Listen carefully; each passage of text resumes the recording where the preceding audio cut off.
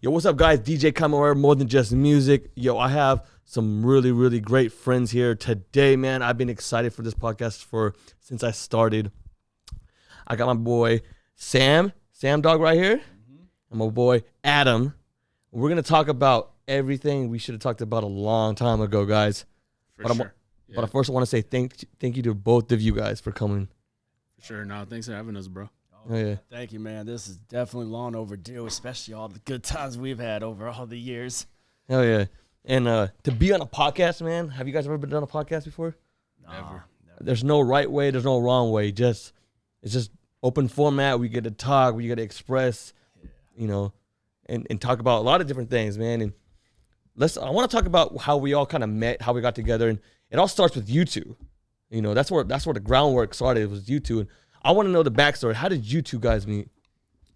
I think it started at Summer Jam 2010 when he was doing security for Staff Pro at the front stage, and then he saw me again in 2011. He was still doing the same thing, and then we finally linked up in 2012 at the Gorge, the first time when they brought Summer Jam back to Gorge amphitheaters, and then I remember that year too. That 2012 year, wasn't it? Oh, T.I., right? No, that was Wiz Khalifa's headline. Oh, Wiz Khalifa. Okay. That was, yeah. So 2013 was T.I., I think. Yeah. So Sam left out like a little bit on that actually. So, I had seen him, right? Like this guy, how Sam See all is, games too, yeah. Yep. So I seen Sam, I was like, hey, aren't you that guy? Aren't you that guy that Summer Jam? And he was like, yeah, because I was down on the field for Seahawks, right? Yeah. And I was like, aren't you that guy? Aren't you that guy? And he was like, yeah. He's like, give me your Facebook, and I'm gonna add you. And I'm like, okay, where's this friend request at? Never happened. Seeing him again a couple weeks later, he added me, and then man, we've been great friends since then. Yep. Oh, yeah. No, see, that's crazy because I would have thought it was like years before, maybe high school or something, but it's like it was at Summer Jam. And that's where I kind of come in. Is I remember seeing Sam like at Summer Jam. Like, it's weird because it's like there's so many people that go to these events, so many people, but he definitely stands out. You're like, oh, like he's always like he was on the video footage that they did, the intros and stuff like that. And that's how I met him. And then he introduced me to you through one of the Summer Jams, I believe, because we never saw each other before that, right? I don't think so. I don't think it was even until 2014 at Summer Jam. 2013, I think. Was it 2013? I think it was the 13 year at the Gorge after I had gotten back from New York 4 days later, because you and me went out there, and then I think we ran the Kyle at that one, and that's pretty much what it was. It just started with that, and then we didn't see him again until the following year. Because I do have a picture with you prior to that year at the Gorge, and we were in line. I think there was one of us in the pit. Did we take one in the pit? I don't remember. I know I have a picture. It's like we're going like this, and it's like we're in line, and you're wearing your infamous tank top that you used to be wearing. I thought that was the 2015 year. 2015 was White River Amphitheater. I swear we had one that I was looking for. Yeah. When we got to go backstage in that one, man, at the White River. It's weird. It kind of gets all like mashed up. And it's like we got to like experience something that not a lot of people get to experience now. And Summer Jam is KUBE 93 keeps on changing, and now it's not even a station now, right? It's like they're on iHeartRadio now. Yeah, and then there's only on iHeartRadio. You can't go on the radio station like tune in. 93 is like sports or something now. Yeah, KAR, KRJ, KJR. There you go, 93.3. It's weird, man. They've been going through. That might be the only one left. The only remnant left of the old school logo. And I remember Shelly Hart one time commenting on your picture. Yep, she still does. Every time I go live, she'll be like, I like your backdrop. Like, that's iconic right there. Yeah, no, it's crazy though how much that radio station changed, right? Like, we lost Eric Powers. Yeah, the whole team. He went to 103.7, which we've been trying to get them to get a Summer Jam. Yeah, back at the Why don't they take that in exactly and keep it those artists like And then also, that era. Rest in peace to Harrison Woods, one of the from KUBE. I was sad when I heard that he died through Eric Powers, man. When Eric mentioned it, I was like, wait, what? It's like, I remember the guy introduced Tyga at the 2012 Summer Jam. Yeah, he was like old, late night, right? Yeah, after hour. Yeah. Eddie Francis is huge now. Yeah. Huge. In LA, We're man. going Dr. Dre, like that's crazy, dude. Dude's from like, isn't he from Further Away? I think he was from Further Away. Beach at that. Somewhere in this area. Yeah. And I remember because he won it. He won to be like a radio DJ from just like going to Summer Jam and like, He became more than that, Yeah. man. That dude's that Eddie Francis is special. I wish there was some way we could find a way to reach back out to him. I don't know if we're still friends on Facebook or whatnot, but we can definitely check on that, man. That's definitely going to be something to look back on for sure, man. And Vinny the Pooh.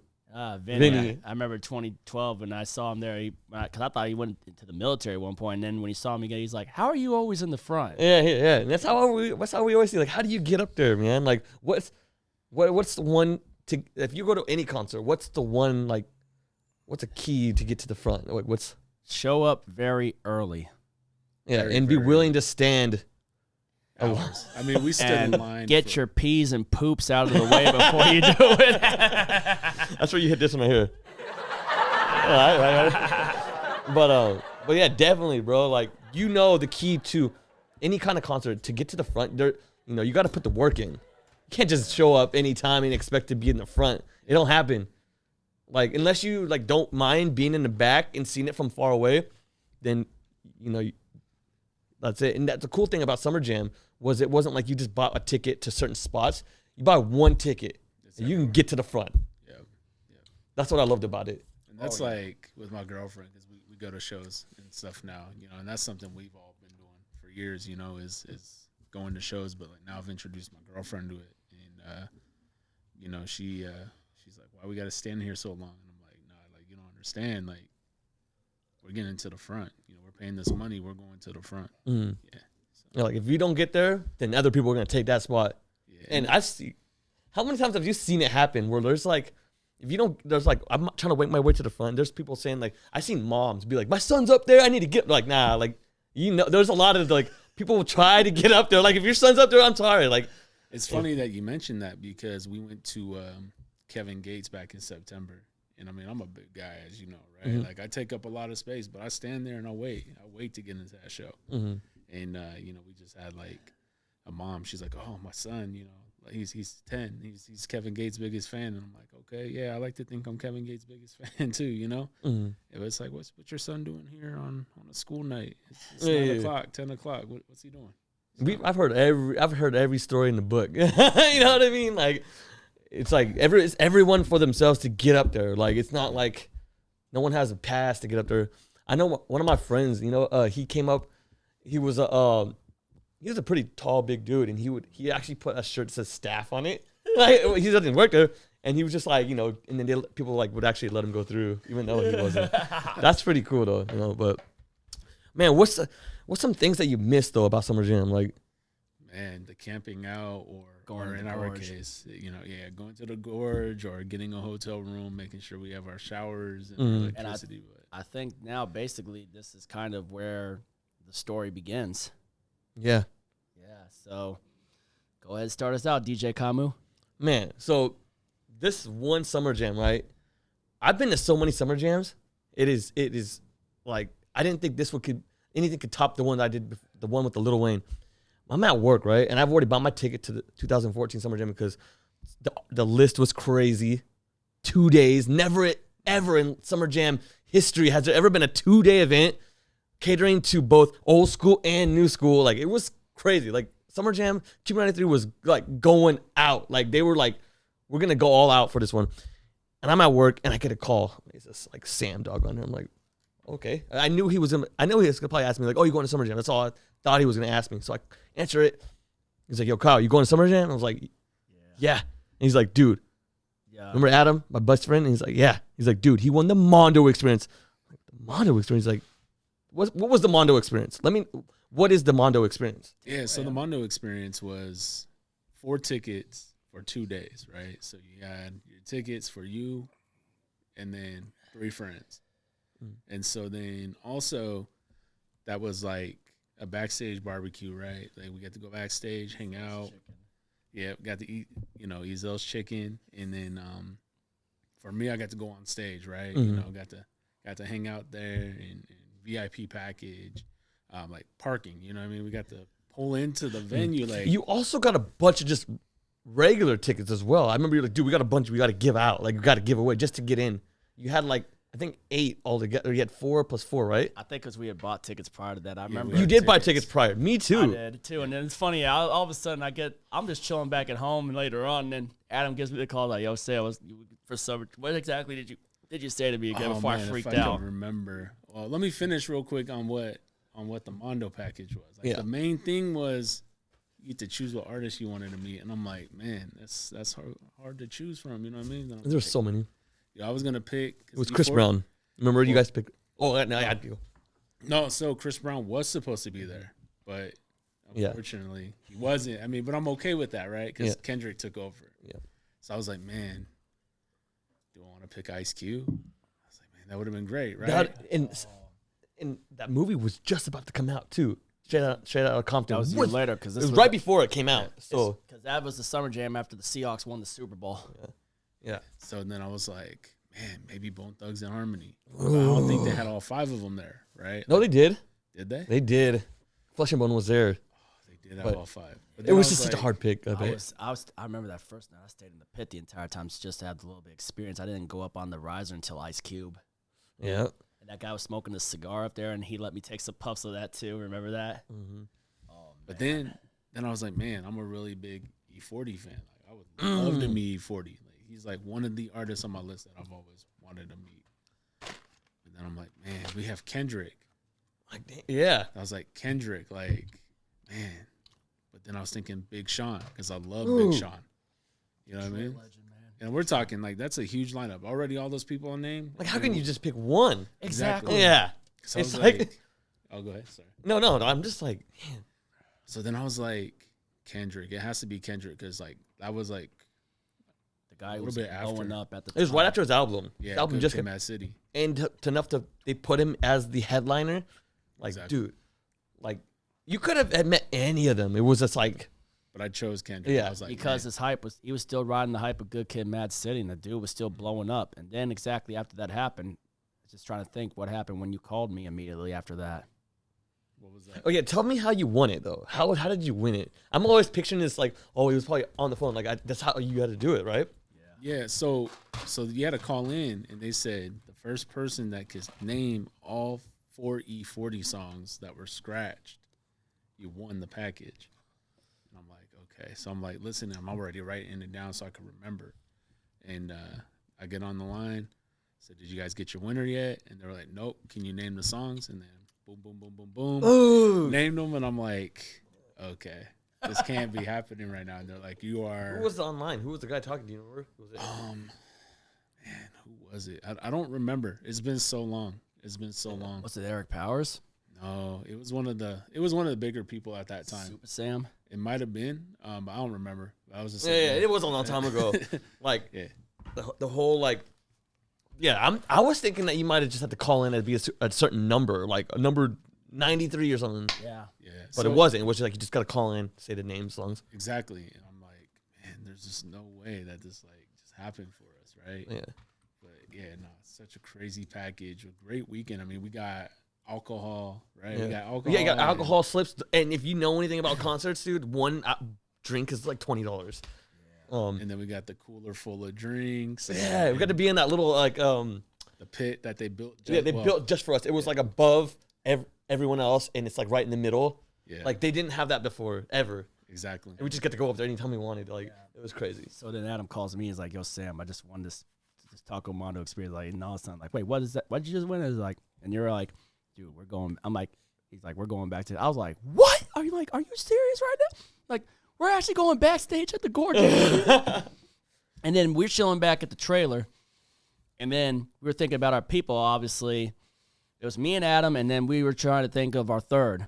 And it's just crazy just how it freaking happened. It's like we were thinking about our person, and then all of a sudden, I remember this the last few times at the Summer Jam, and it's like, wait a minute. It's like, we got to be like, and all of a sudden, I'm like, wait a minute, Adam. I was like, we got to call Kyle. Like, we got to call Kyle. I wish I was like a fly in the room when that happened. Like, I just weird. Like, it's like I didn't.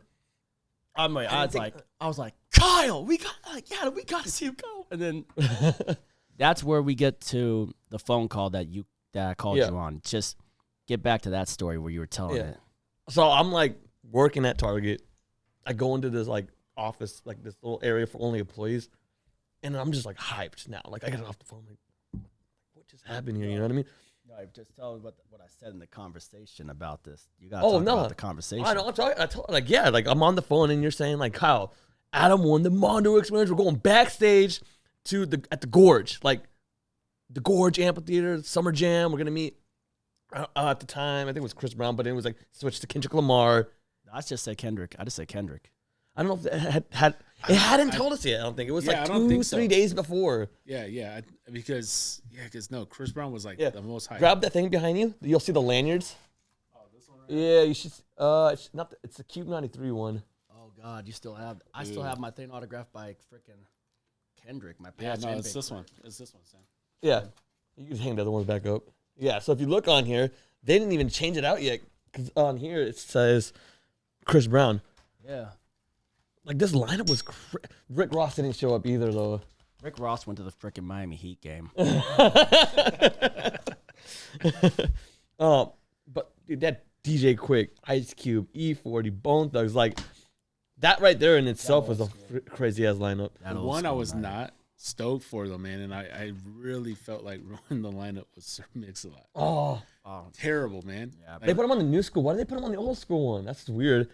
It would have been a little bit more.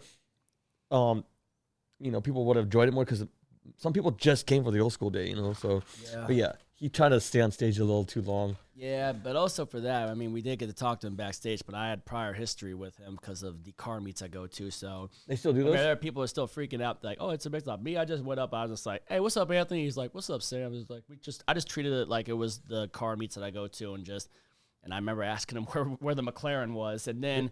We also can't forget during that time backstage, even at that show and on the stage, and I talked with them from the Riser, Cam Chancellor and Earl Thomas were there off of the Super Bowl win.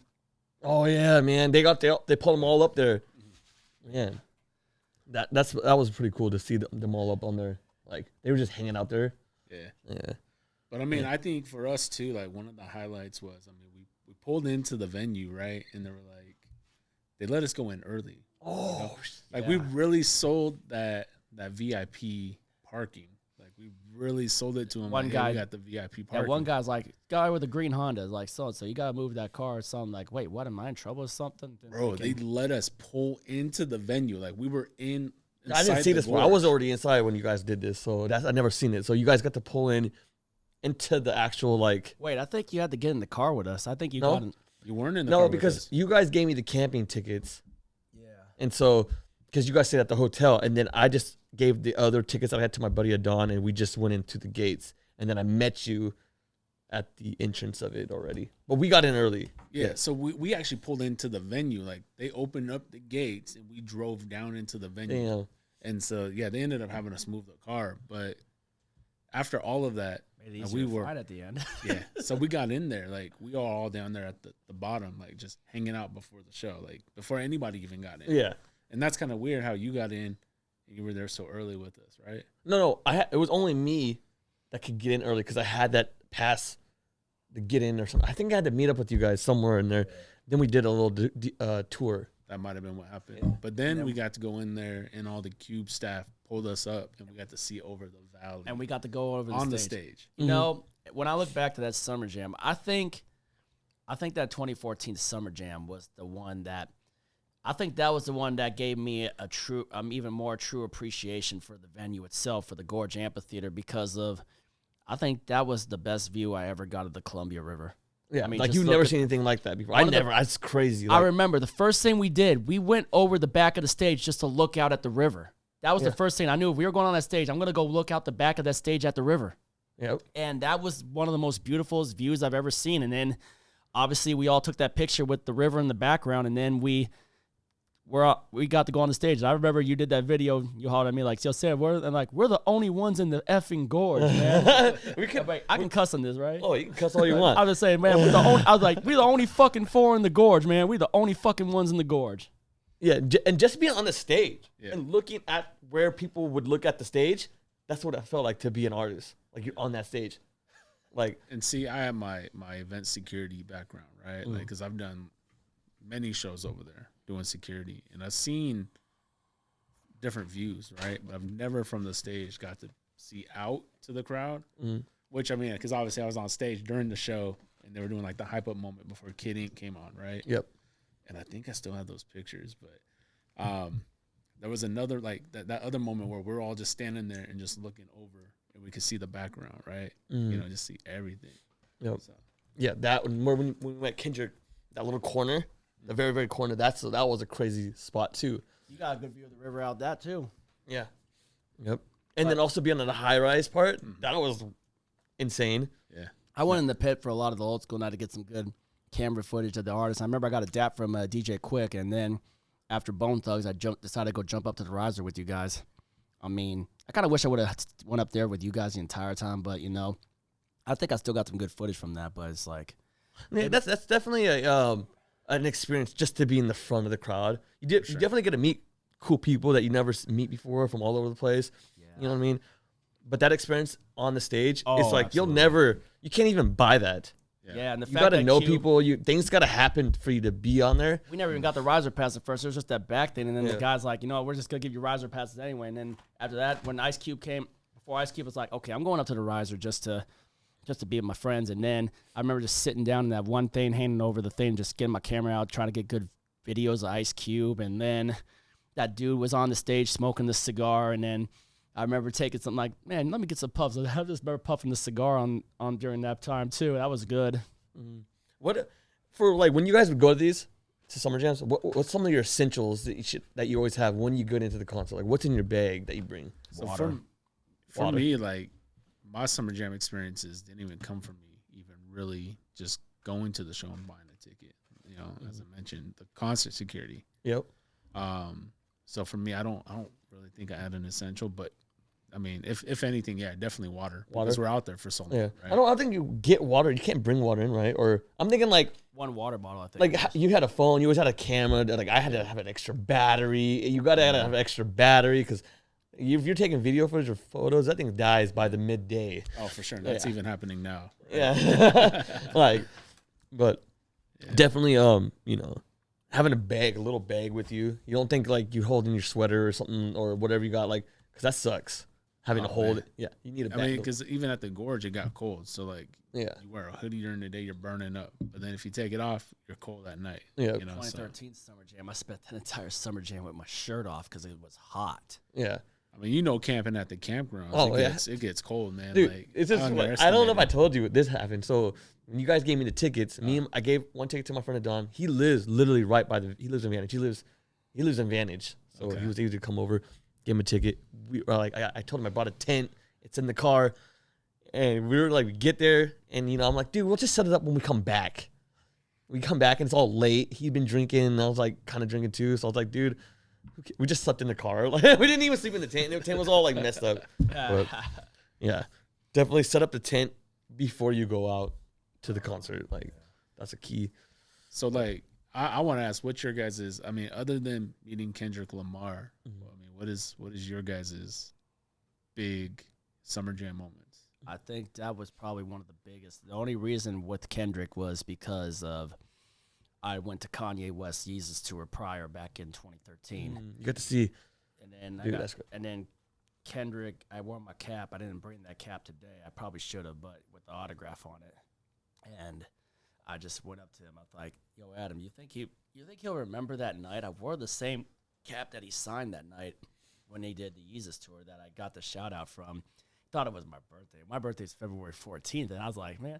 But I was just a hyper fan that just wanted to just show appreciation. And the fact that he signed my cap, and I just remembers like, you know what? I'm gonna wear that same cap to Summer Jam to see if he remembers, because I knew we were gonna meet him. So we're walking backstage, and then when we got up there, I just remember first thing I remember just seeing him, and it's like, oh my god, it's like, so I was like, hey Kendrick, Yeezus tour, remember me? Sam Dog, you gave me the shout out, you took my cap and you signed it right over here on the spot. And he's like, oh yeah, I remember that. Like, I remember that night. I remember that cap too. Like, what up, Sam Dog? I think he brought me in for a hug on that too. I remember that. Do you remember that? Kendrick did with me on that part where he hugged me on that. Oh yeah. I think just the whole thing was just like, He was feeling it went so fast. Summer Jam. That Summer Jam was just so much different than your usual Summer Jam. You know, different views of what, you know, you got to see the backside of things, like the people at work, like all those people in that room, like the people that work in, like, remember we walked in doing the tour and we opened up the door and they're like, hey guys, like we're all the internet people. We're like, you know, like those guys don't even get to watch the concert. Like they have to be in there working at a summer jam. Like everyone's having fun and enjoying music. Like they're back there working. But seeing that, and I like, honestly, my favorite part, honestly, was just being with you guys. And, you know, obviously the Big Crit thing, that was like huge, huge to me. But the fact that, like, you know, you guys didn't have to call me. You didn't have to call me. You could have been anyone else. Like, you know what I mean? Like, but the fact that you guys called me, it was like, man, like, it was a blessing, you know? So that definitely was one. That's going to be a day that I'll never forget, you know? For sure. Oh, yeah. I think for me, because, like, 4 days before Summer Jam, I mean, I went to go drop off some tickets to another friend of mine because I had those tickets, right? But 4 days before that, I mean, over on Highway 18, Peasley Canyon, dude, I got in a car accident. I drive on that road every day. I know. That's crazy. It's crazy. Was it was on Peasley Canyon or not Highway 18? Going up towards from Auburn to Federal Way. On Peasley Canyon or on the highway? That dark highway? Yeah, I was back at the trailer. Towards the Commons. I was back at your trailer with your brother at the time. Not so sure what happened. Then you called because I think I was waiting for you guys to get back.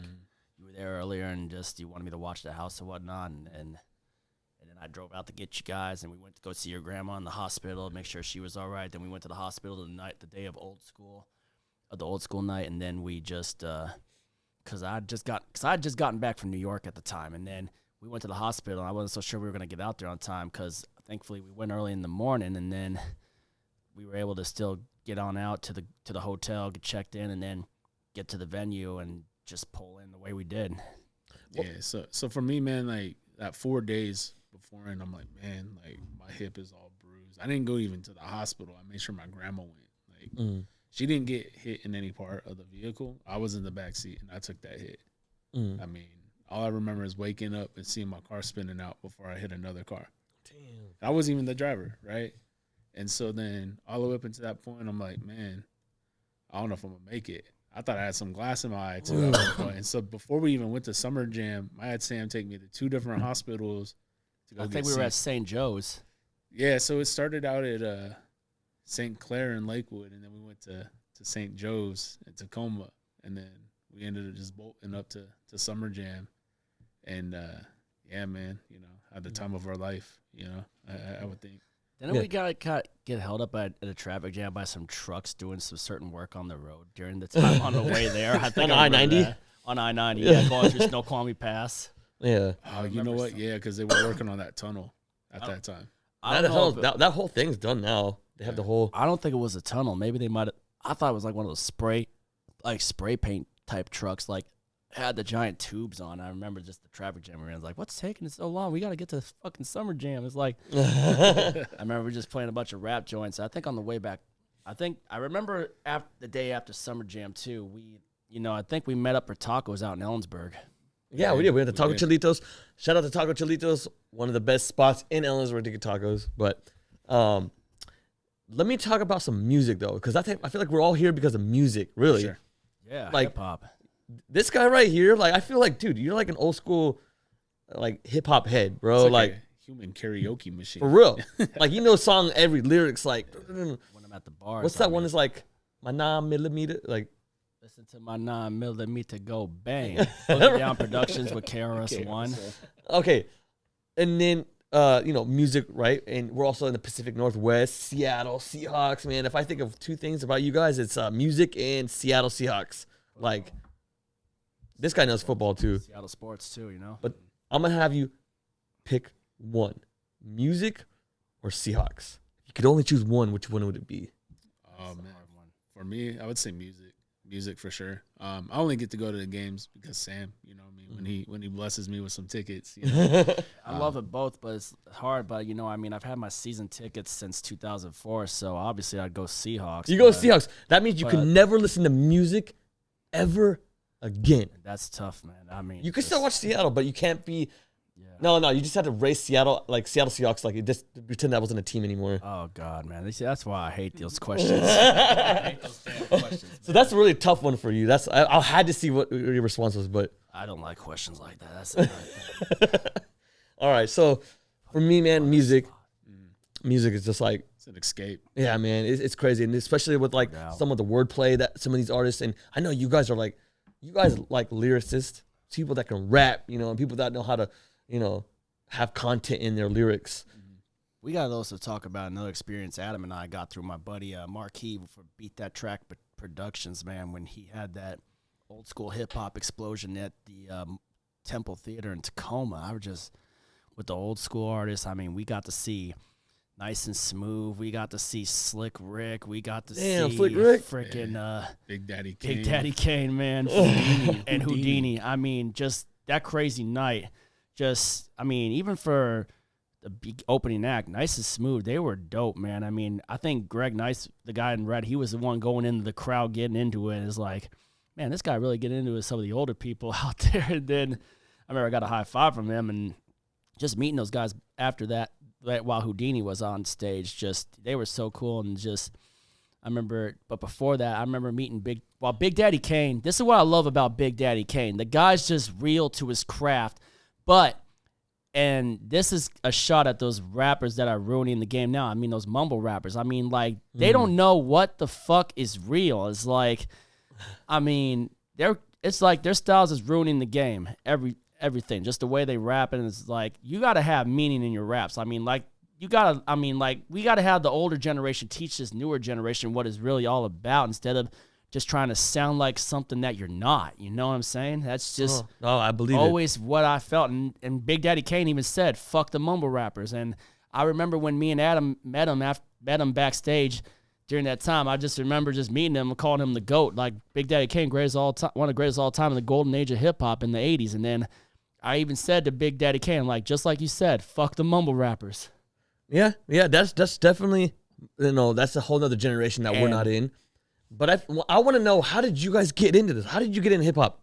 Sam, who got you into hip hop? Who showed you your first hip hop song? Like, well, I think, you know, a while back, you know, I think I just randomly decided, you know, with like I was just tired of some of the other stuff I was listening to, and then I randomly just, I think I was. What were you listening to before that? Just all sorts of stuff, and then I freaking just decided to randomly just turn on KUBE 93 while I was just chilling in my room, and just like, you know, I'm like, I think I'm just gonna get into rap and just start learning this, and that's pretty much how I got into it. Granted, it was the times of 50 Cent and Snoop Dogg's Drop It Like It's Hot was hot at the time. 50 Cent, Lloyd Banks' Karma featuring Avant was hot. I was hooked on that, and then Game featuring 50 Cent with How We Do. Yep. What about you, Adam? So for me, my parents, I mean, we grew up listening to country music. Oh, know? Country, okay. Country. I mean, that little fact, I mean, you probably didn't even know. I love country music, right? I love country music too. I mean, I grew up in Ellensburg, so that's a big, pretty country. But yeah, so for me, it was a lot of country music with my parents, and they never really, you know, were okay with rap music. But KUBE, man, you know, KUBE just popping on the station and just getting lost for hours. And I think for me, you know, was also, you know, the listening to their broadcast of Summer Jam. You know, they used to broadcast from the Gorge back when we were kids. Yeah, I mean, like you would be able to hear it on the radio or on TV? Yeah, like in the summertime, you would be able to just sit there and listen. I think that's what like piqued my interest even for Summer Jam at the time. But even then, I mean, as a kid, you know, throw on Funky Monkey. I don't know if you remember that station. Funky Monkey, yeah, 104.9. Was that like kind of like rock though? Almost punk rock and all that other shit too. Yeah, we used to listen to that. My brother was big into Funky Monkey, so I would listen to that. But my main station was, you know, KUBE. You know, pull out the little handheld radio. You'd probably find at the Puyallup Fair back when we were kids. And you could just pop in the headphones and, you know, navigate through the radio. Definitely ain't the same no more. Light it up for that, man. Yeah. So, but yeah, KUBE. You know, they used to DJ our middle school dances. Oh, what? Damn, you guys got lucky out here, man. Yeah. So, I think that's what really sold me was those middle school dances. You know, Usher and, you know, listen to the Ushers. Man, and they had Usher on the list on KUBE 93 back in like 2001, 2, 3. They had Method Man I seen on there. Girl that I once knew, and then Method Man and Redman, and then. Oh man, just for me, it was probably my older brother. He was the biggest Bone Thugs fan I ever seen in my life. He had every album CD. He used to draw like the skulls and knew every lyric to every verse to every artist. Like Busy Bone, he had them all down. And back then, you couldn't just search up the lyrics on the internet. You'd have to listen to it, replay it, and then write out the lyrics. Yeah, that was back how it used to be. but that's the person that put me on hip hop because I was listening to the radio a lot, and we couldn't get KUBE 93 in Ellensburg. We never got it. We got 107.3, which is in Yakima. That's it. That was, and it was crazy because everyone that was in the KUBE, my cousins lived over here. They'd be like, "Man, like, what are you listening to over there?" Like, and I would hear. I never heard Chingy before, right? And my little nephew, he's like, "Yo, this is." He was singing it right there. Like, I'm like, "What is that?" He's like, "Dude, that's a new song by Chingy, man. You got." You do it like that. But that was the thing. I was like, you guys were so much more advanced. KUBE 93 was more advanced than the hip hop. They were playing all the newest, hottest stuff when we were getting things that were playing months before that at 107.3. So it was like, they didn't have streaming like on the internet yet. Like you couldn't, Everything was just slow on the times back then. Yeah. But now it's like everyone is knowing everything because of Instagram and Facebook and all this. We weren't in that time when we met. Instagram wasn't that big. Facebook wasn't that big. MySpace was pretty big. Top 8, whatever. I think it started with you and me with the 07 car show. And I just remember like I said, my mom took me there. I know I went to the stage a little while back. And then even before, I think I got interviewed by Shelly Hart and Eric Powers the first time. And then that's pretty much how I got linked with Eric Powers after seeing Friday Night Lives and sometimes at Sonics games when he did I remember he did the AM1 Street Ball event in 2005. And then I remember he did the freaking... I remember just getting interviewed at the car show, and then another time I didn't talk to Eric Powers again until the Ken Griffey Jr.'s return with the Cincinnati Reds, and that was like Mims DJ Unk at the car show. And I didn't get to go to Summer Jam that year, and that crazy part was that Summer Jam was the year Nas had Hip Hop Is Dead, I was thinking... I went to that Nas, I went to that concert. Nas 2000, it was like 2005 or... I didn't get to see, and is this where we're going to get to our top concerts, man? You can go to top concerts. I just remember when I saw Nas. I remember but I think the first question is, we got to get into this before then. Because when we first got into rap, we're talking about how we first got into it at the times with the music and genre. But what made you broaden your horizons to more of the old school? For me, I didn't truly start listening to Tupac until it was like, I remember I was in 8th grade and then I saw BET doing the Pac Lives saying the Tupac stuff on the 10th anniversary of his death. And now Pac's been gone for like close to over 25 years now. And just like thinking, and then I just started listening to Tupac and throwing up my iPod with Tupac and then just started listening. And it's like, it got me that. And then obviously I listened to Notorious B.I.G. So, but I think what truly got me more so to appreciate the old school and listen to more of the old school hip hop I was in 9th grade. It was 2008, and I was watching MTV, and then all of a sudden they showing this Yo MTV rap scene. And I was thinking originally, okay, I'm gonna watch this because it's probably gonna have Tupac and Notorious B.I.G. on it. But then it kind of helped me broaden my horizons to these old school and what the old school artists were all about back in the day, like Big Daddy Kane, Rakim, and Cool G Rap, and Nas, and obviously Nas was big back then too. And I just remember I think that moment there helped me broaden my horizons on the old school and just hip hop itself, and just it gave me appreciation, like wishing that I was listening to it way back then. Like you missed out almost, almost like I missed out on the childhood or just even times before that, going into the 80s and just. But I remember when I went to go see Nas in 2014 at the Moore Theater in Seattle. I just remember it was the 20th anniversary of Illmatic. Time is Illmatic, right? Played the whole album? Yeah, he did like the whole album. And I just remember getting him with his intro doing the freaking New York State of Mind. And you know it? Yeah, I just remember just listening to that and I was the first one he high-fived. And then I tried getting his attention. One dude brought a vinyl out, and he actually held it up with a Sharpie on. Nas grabbed it and signed it. Damn.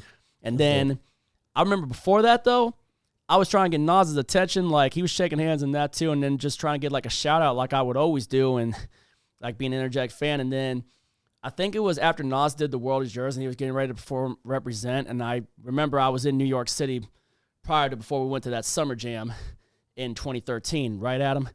And then I remember I was playing The World Is Yours looking up at the Empire State Building in the fog before I went on that Hush tour where Curtis Blow was my tour guide. I was playing Curtis Blow was your tour guide? Yeah, the Hush tours, which me and Adam, I got to try to get Adam on that tour this year when we go. But other than that, I was playing Nas. I went to his home hood in Queensbridge, which obviously I also met Havoc and Prodigy a few weeks before I took that trip. And Meg God bless Prodigy, man. Died of sickle cell. Still sad about that one, too. I remember just meeting him, getting an autograph for me. And I think I got an autograph for this girl, Abby Galusha. I think she lives in Los Angeles now. But I just remember getting Nas' attention, and all of a sudden, I was trying to tell Nas what I did in New York, like I represented him, playing his music, like paid homage and whatnot. And this guy, Greg Callier, was next to me, who I met when I saw the Time Is Matic movie. Really cool dude, too, which he showed Nas a picture of his little girl, because obviously Nas had a little girl, too. And I remember Nas like, that's your princess, she's beautiful. And then I remember just getting Nas' attention. I remember a crowd was going loud, and all of a sudden Nas he sounds there like, hold up, because I was trying to tell him what I did in New York would represent him, and he sounds the crowd. All of a sudden he grabs my hand. Obviously he has my hand just so he knows who he wants. Puts the mic in front of me, like sounds the crowd. So I said to him like, yo, I represented you on my New York trip back in 2013, playing all your music and just representing, paying homage, man. I just told him like, yo, I represented you on my New York trip. And after that, Nas like, hey, I appreciate you for that, Sam, dog. I remember that was a big moment for me right there. I didn't think Nas was going to just solo me out like that. I didn't think he actually wanted to hear what I had to say. It's like, I didn't think that it was going to happen. That he just silenced the crowd and just wanted to hear what I had to say. It was awesome. And that seems like a dope experience, and especially if you're getting into that type of music as well. Like I'm not gonna lie, Nas, he came out to Summer Jam 2005 at the Gorge. And honestly, like I wasn't even a Nas fan, like, but I know how iconic he was to the game. But I had brought my friend Jose, and I wanted to see Bone, and Bone was like Bone, a New Edition, and then Nas or something. He's like, he wanted to leave during New Edition. He's like, I'm ready to go home. It was already getting late, so we didn't even just see Nas, dude. Damn, dude. I mean, now that I know about it, like that was my first Summer Jam too. But like for you, like what? Because I feel like Adam, you love old school, but you also like a lot of new school too. Oh yeah, for sure. So what was it? I guess like what got you into like maybe old school? Like what makes you? What helped you broaden your horizons to the old school? What helped you guys? I mean, for me, I think it's just the sound, you know? I mean, you go back and listen to it now, and it's like, what are we listening to, you know? Mm-hmm. Like Sam says, we missed out on so much because we were kids, and our parents may never have taken us to those shows or play that music. Listen to that music, right? So when we would listen to it, we're hearing it as adults now, and we're actually getting to enjoy it a little bit more. And we're like, man, now we feel like our parents, you know, when they were kids, like, oh, that's what I grew up listening to. Mm-hmm. Yeah, I mean, you have kids, right? Mm-hmm. I mean, Sam and I don't, so we don't get to really relate to that portion. So it's up to you, Kyle, to make sure you raise them right in that generation, teach it where it all comes from. Oh, definitely. What not to be like those mumble rappers that freaking just like disrespect women, take drugs and overdose, like that little kid, Lil Peep and whatnot, who freaking overdose, and then obviously XXXTentacion abused women, and then obviously he got shot up and whatnot. So I think even for that happened even in the 80s and 90s. Mm-hmm. I mean, it was in that music still at that time. You know, I mean. And there's still good artists today, too. Like exactly. Nipsey Hussle. You think of Nipsey Hussle. You think of, like, you know. I've really tried to convince Sam, like, I don't know how you feel about Pop Smoke, but I feel like Pop Smoke, for a newer generation artist, I mean, he was still, you know, at least top of the game. I don't know how you feel about him, but that's, like, one of the artists. Yeah, for me, I have to keep an open mind. Yeah, there is a lot of that music that you know, mumble rap and, you know, but if you just look at the, like, just, if you just look at it, like, just face value, you're not going to see it all. You might, like, oh, that guy's a mumble rap, I'm not going to listen to him. But if you actually take your time and actually listen to his music, like Pop Smoke, like, I did listen to some music. He's actually got, you know, some good content in there. And the fact that he went out so early. Another artist is Young Dolph. I didn't give him a chance a day, man. But if you look at his backstory, it's actually, like, you know, there was actually some good content in there. There was actually, he went back to the Memphis and he did his thing in his neighborhood. Like, he, you know, and then there's a whole story, you know. So there's some artists that I didn't give. I actually think Young Dolph was a mumble rapper, was just some dude, you know, that, you know. That's how I felt about 21 Savage. 21 Savage as well. Like, his lyrics, his beats are just, it's there. I mean, it may be mumble rap from the most part, but. Like, you also have to think about back in the day, like, MC Hammer, was he the most lyrical dude? Like, I don't listen to MC Hammer. Like, you know what I mean? So you gotta look at it both ways. As, you know, all time, there was all. So for me getting into old school and respecting that old school sound and all that stuff, it was Bone Thugs and Harmony. And a lot of people thought they were mumbling back then. Bone Thugs, but got brought up by Eazy-E. Oh yeah, and that's the thing. My brother's the one who showed me Bone Thugs. He's like, oh, Eazy-E's the one who made Ruthless Records, and I low key at that time when I was so young, I kind of hated Dr. Dre. I kind of hate like just that whole storyline of what had happened. And my brother was telling me, I knew the story about that whole thing way before the movie came out, way before all that. I knew about what had happened and how Ice Cube got out and started dissing him. Because Jerry Heller fucked everybody over. Yeah, and we think that he might have, or not, maybe not Jerry Heller, but what's his name? That's a record. Suge probably killed Eazy. Yeah. I mean, whatever they're saying, but who dies from AIDS and like that quick? You know what I mean? Yeah. That quick. He also, Eazy-E was the only gangster rapper to ever go to the White House. Yeah, that's right. Isn't that crazy? It is. Yeah, I remember how do you go from selling dope in the dope house to eating dinner at the White House, and not just looking back on certain things like that. It's like, damn. And then like I would have been crazy to see on the news, like oh Eazy-E's like Eazy-E or what in the like. See, it's like when Tupac died. I was 6 years old, right? You were probably 6 at that time, right? Because you're getting ready to turn 32. What? 96, right? 96. Yeah. September 7, 96. Was Biggie, right? Biggie was 97 in Los Angeles. And it's like coming fresh off of like, I mean, Big and all those guys did not try to throw any diss back at Pac because, the media just blew up the entire East Coast, West Coast thing for what it was. Was it just a big misunderstanding and just like what happened? I know Pac got shot 5 times, but really, in all honesty, Eminem even made that song Running, Dying to Live, trying to show just how ridiculous the beef really was. I mean, Eminem was really one that really truly respected both of them. But I think even the outside influences of like Suge Knight, you obviously see how, based off of Straight Outta Compton, how he influenced, Dr. Dre and the DOC. Yeah. Then you look at Notorious and how, yeah, exactly how Suge was a part of that beef. Yeah. And then, obviously Pac, I feel like he manipulated Pac. When he got there on the death. Suge was a blood. Suge was a blood. I remember hearing other stories about the Vanilla Ice thing too, and then just something with like Biggie's manager, what they did, and freaking. I think I saw something on Death Row Chronicles once where Suge Knight, when they just beat the guy and made him drink like 20 shots of piss. Oh, yeah. I heard something about that too. I was like, damn, that's just fucked up, man.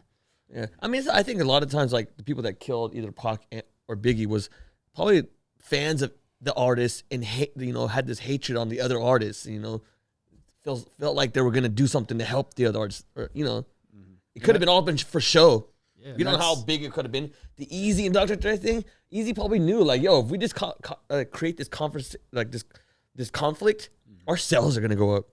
People are gonna buy our albums, but in that situation, bad things will happen. Like, exactly. I mean, people always hate success. And I mean, and it's now one of the sad things I look back at when I think about what happened to Nipsey Hussle. Man, that right there. That fucked me up, especially, I mean, knowing, understanding what he did later on for his community. Like, he built that strip mall and the Marathon clothing store and the restaurants and was going to develop housing for people. I think he was going to develop housing at the end for when I was looking it up and just... And he had that Vector 1, I think it's called Vector 1, where it'd be a facility where people in the inner city could go there and they could work any type of business they're trying to create. They have a safe place to do it at. Yeah. It was really like ahead of his time, And Nipsey was the death to him was probably what it felt like when Tupac died. Yeah, it's like maybe even more, just because of how big our internet is now and how it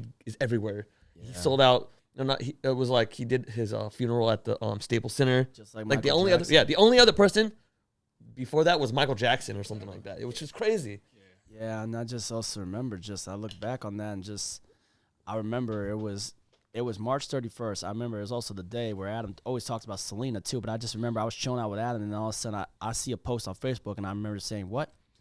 I remember I also got tags. I was like, see Nipsey Hussle shot to death and all that. I was like, what the fuck? I was like, bro, I was sad right there. Like, yeah, I actually got kind of sick. Like, I was physically sick. I was like, I listened to this music. I didn't know what to think right there. I didn't know really what to think. And I got notified that he got shot. I was like, oh, he's gonna live. But dude, I looked into it. Like, I looked into it more, and I was like, Sam, like, bro, look at these pictures. This man is like laying here covered in blood. He's wearing his red shorts and then I showed him the video of the guy walking up to him and kicked him in the head after Nipsey said, "You got me." He said his last word was, "You got me." It's just like, I didn't want to freaking believe that. Well, the fact that you could run it all, the whole storyline, like you could see what happened. You could see people recording the time where his Lauren, she ran into the hospital. You see that part of it. You see the whole thing played out visually to you.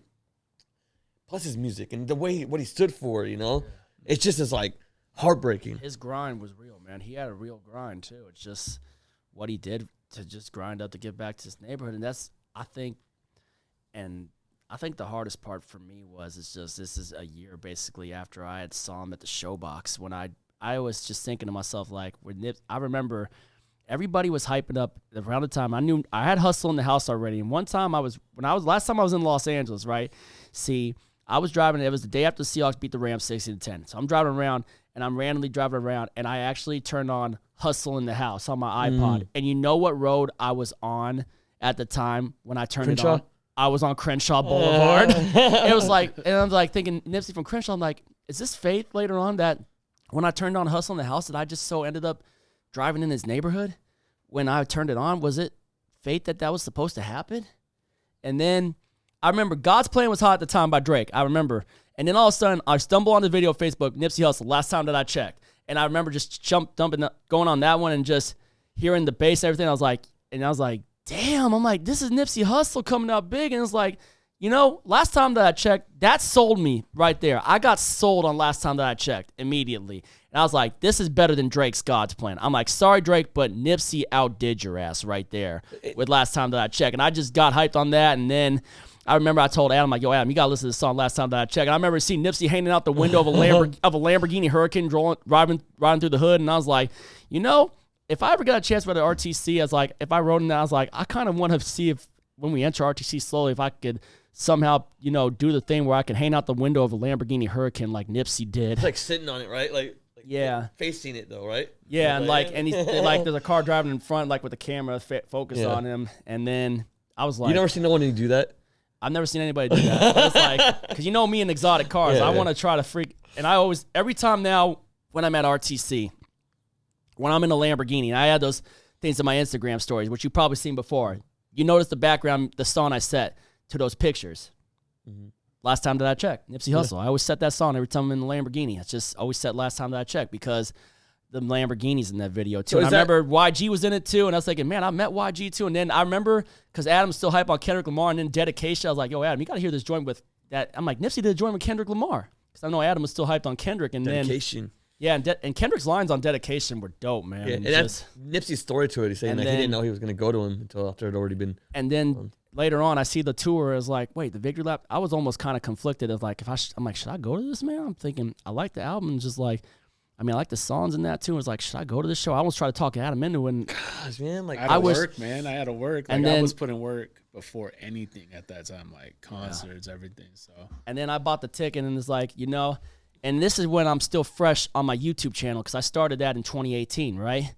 Way before. I mean, granted, I was still talking football and that too. And then I just randomly decided, like when I was I decided, because, you know, I wait outside, and I knew I waited outside too long. I could have gone into the bar part before because I was 21 at the time when I went to Snoop Dogg the first time I met him. And then it's like, you know, I'm actually going to bar side, so I don't have to wait in the rain. And I had to, what sucks was I had a red button up on and a tank top on it. And later on, I got so hot during the show, I took the button up off and just put it over the railing, which I remember then I randomly decided from like, you know, I think I might want to film this for YouTube. And then I'm inside while I was still doing the sound check, while still chilling in the bar, and I did the, what up, it's your boy Sam Dogg The Infamous 253 coming at y'all tonight, Showbox Soto, Seattle, Nipsey Hussle Victory Lap Tour. Let's get into it. And then the first song I got him on was when he entered to a Victory Lap.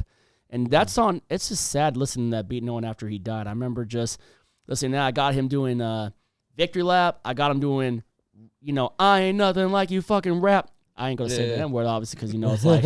And then it got him doing Dedication, and then his closer, the last song he ever performed in Seattle, last time that I checked. Really? That was his last one? That's the last song that he did that night, and then it hit me like to myself, like later on, I was like, I think I may have just seen his last, and I thought that show with the Victory Lap, because that was the last show of the tour. The Seattle show was the last show of the Victory Lap tour. And he was flying private jet. Oh. He flew a private jet from L.A. that night to Seattle.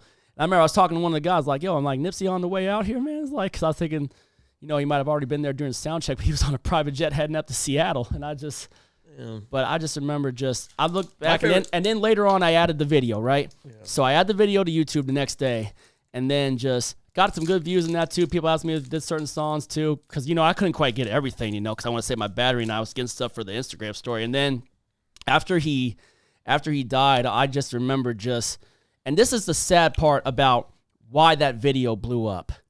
Because it wasn't really blowing up at the beginning. It didn't blow up until after he died. And I remember just getting a whole bunch of R.I.P. Nipsey Hussle. I mean, I posted back on there the day that he died. I went back to the first thing I did immediately after that, I went back to my video and I put the R.I.P. Nipsey and pinned it. And just, because I was just saddened at that. And I remember that picture, that iconic picture I took of him with his hand up like that. And you got his face right there in the chains. And then got a couple iconic pictures of that night that I took on my phone. No other photographers had those photos but me. And like that's your own part of Nipsey that you have to yourself that no one can take away. No one could ever take away that. And I think the saddest moment was just why that video blew up and got way over 20K views on that. I think that's what it's at right now. Let me check really quick from my Nipsey Hussle video. My favorite song from his album is Double Up. Oh, Double Up. Love Double Up. He did that song too. Dude, that's just like, you heard that Double Up? Yeah, Dude, yeah. It's so sick. Yeah. That one, and I like his old, off of his 28K views. That video is at 28K views. Let me see. And look, I got part of that picture up there. That's I just wish I didn't get his head part cut off right there. I just got. You don't know how to, you should use Canva. I even down in the video, but the full picture. I got the full picture, obviously for 2018. Didn't sell VIP or didn't sell meet and greets? I think they did, but I didn't quite know about a meet and greet. It's like I wish I could have. Nipsey was one guy I really wish I would have gotten to meet. For real. Let me just get to that picture really quick, the one that I was talking about really quick. Right here, this one right here. Do I need we gotta get this up to the camera. Oh, yeah. I'll make sure that if I do edit, I'll put a photo right here. Yeah, this one right here, man. You remember that picture, right? I do. And then there's this one right here. That's another good one right here, too.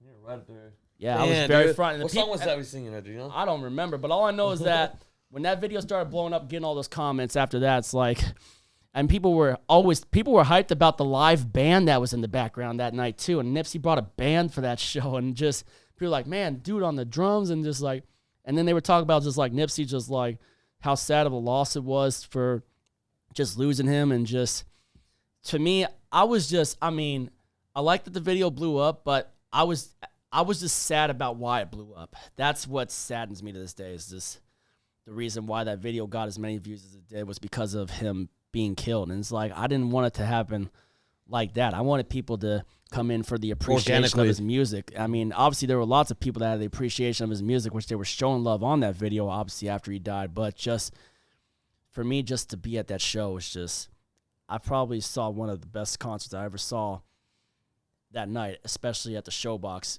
when I saw Nipsey. I mean, aside from, I didn't go to a show there because my first show at that venue was the night I met Snoop. My first show at that venue was actually Big Crit. Oh, really? You saw Big Crit there? Yeah. What concert was it? What do you remember? Man, I don't remember. It was several years ago. Damn, dude. Yeah, Big Crit. Coming again, actually, and I have to work. You do? Yeah, so I was thinking, there was a New York show. It's actually the end of this month. That was the tip. That was tempted to go to New York or Cleveland. Initially. But, yeah. So what would you say your top show is? I mean, that sounds like that might be Sam's top show. Man, that Nipsey one, I wish you would have called me. But I actually got the chance. I've been to Bumper Shoot a bunch of times. I don't know if you guys ever go to Bumper Shoot. I've never been to Bumper Shoot. I got to see The Weeknd. Like, I was right there when The Weeknd performed. That was pretty sick. Like, I was like that. J. Cole. I've been to a lot of J. Cole. Like, that's like his last the KOD album. He did it at the Bumper Shoot. Did you ever go to Bow Wow at the fair in 2007? I don't. Because I went to that with my buddy David. That one of your top ones? So well, it wasn't my top one. What's your top? My show? top. Man. It'd have to be.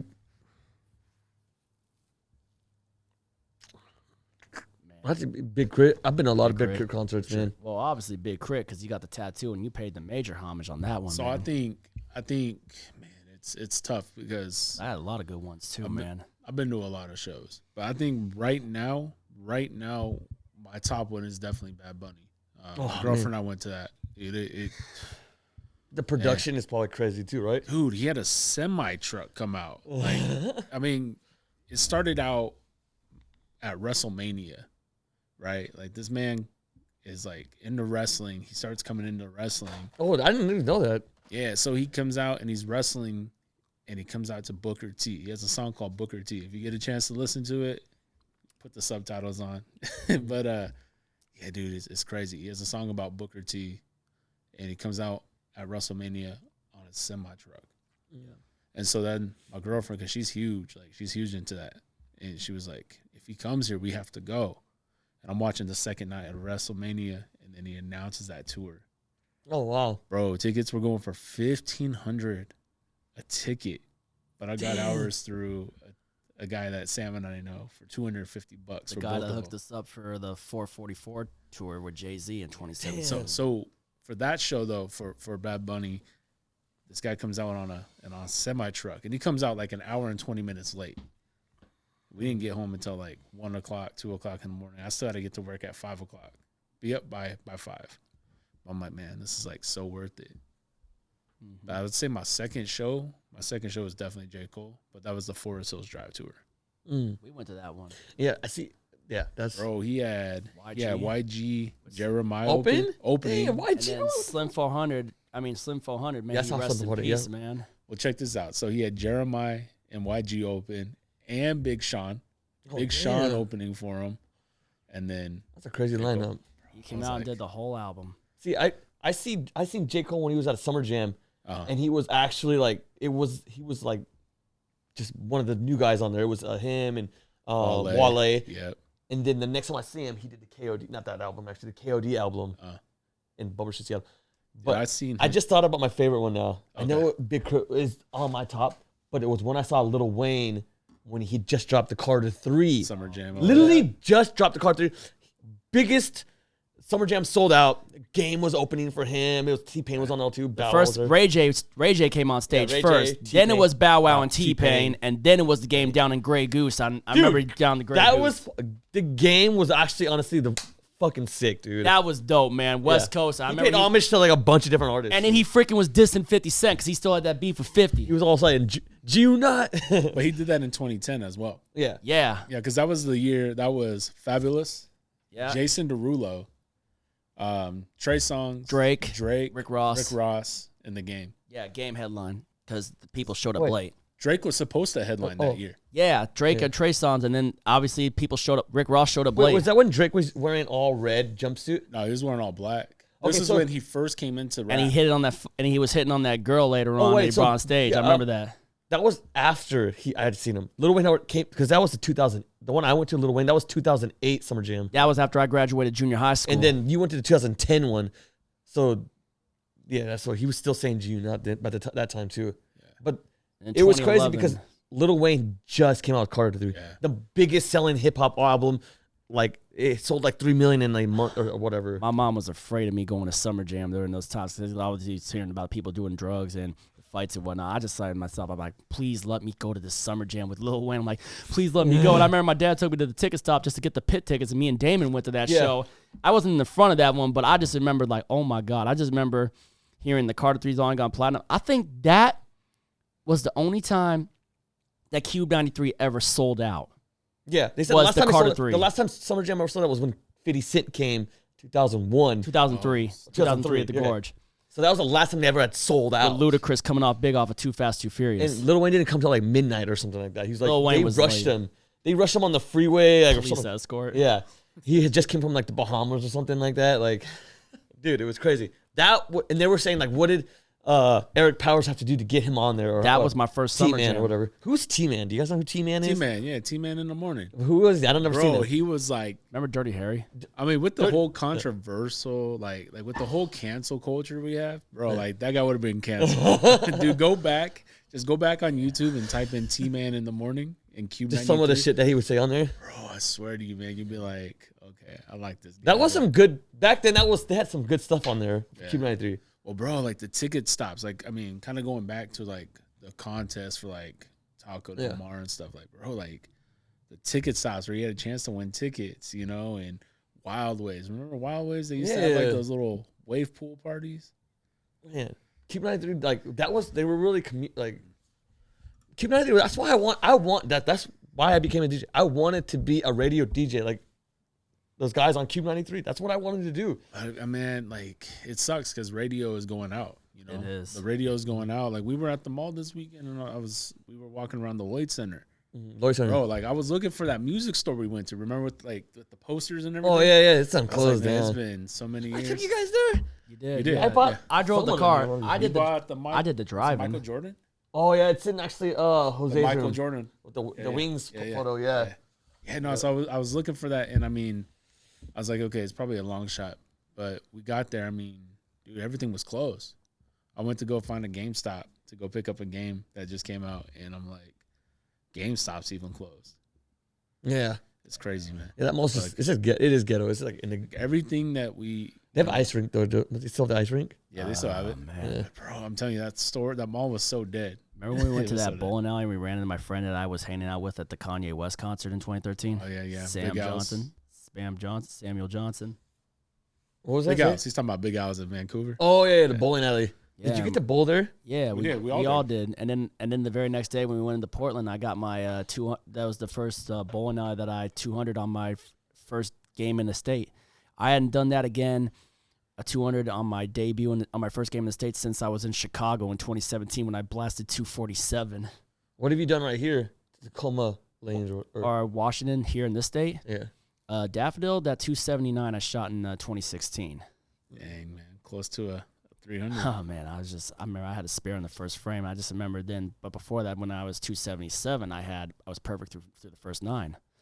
Oh man, but it's like That's I think good. back to Yeah. just all those times and just when me and Adam went to that show when Marquis hosted the event. I just remember us meeting.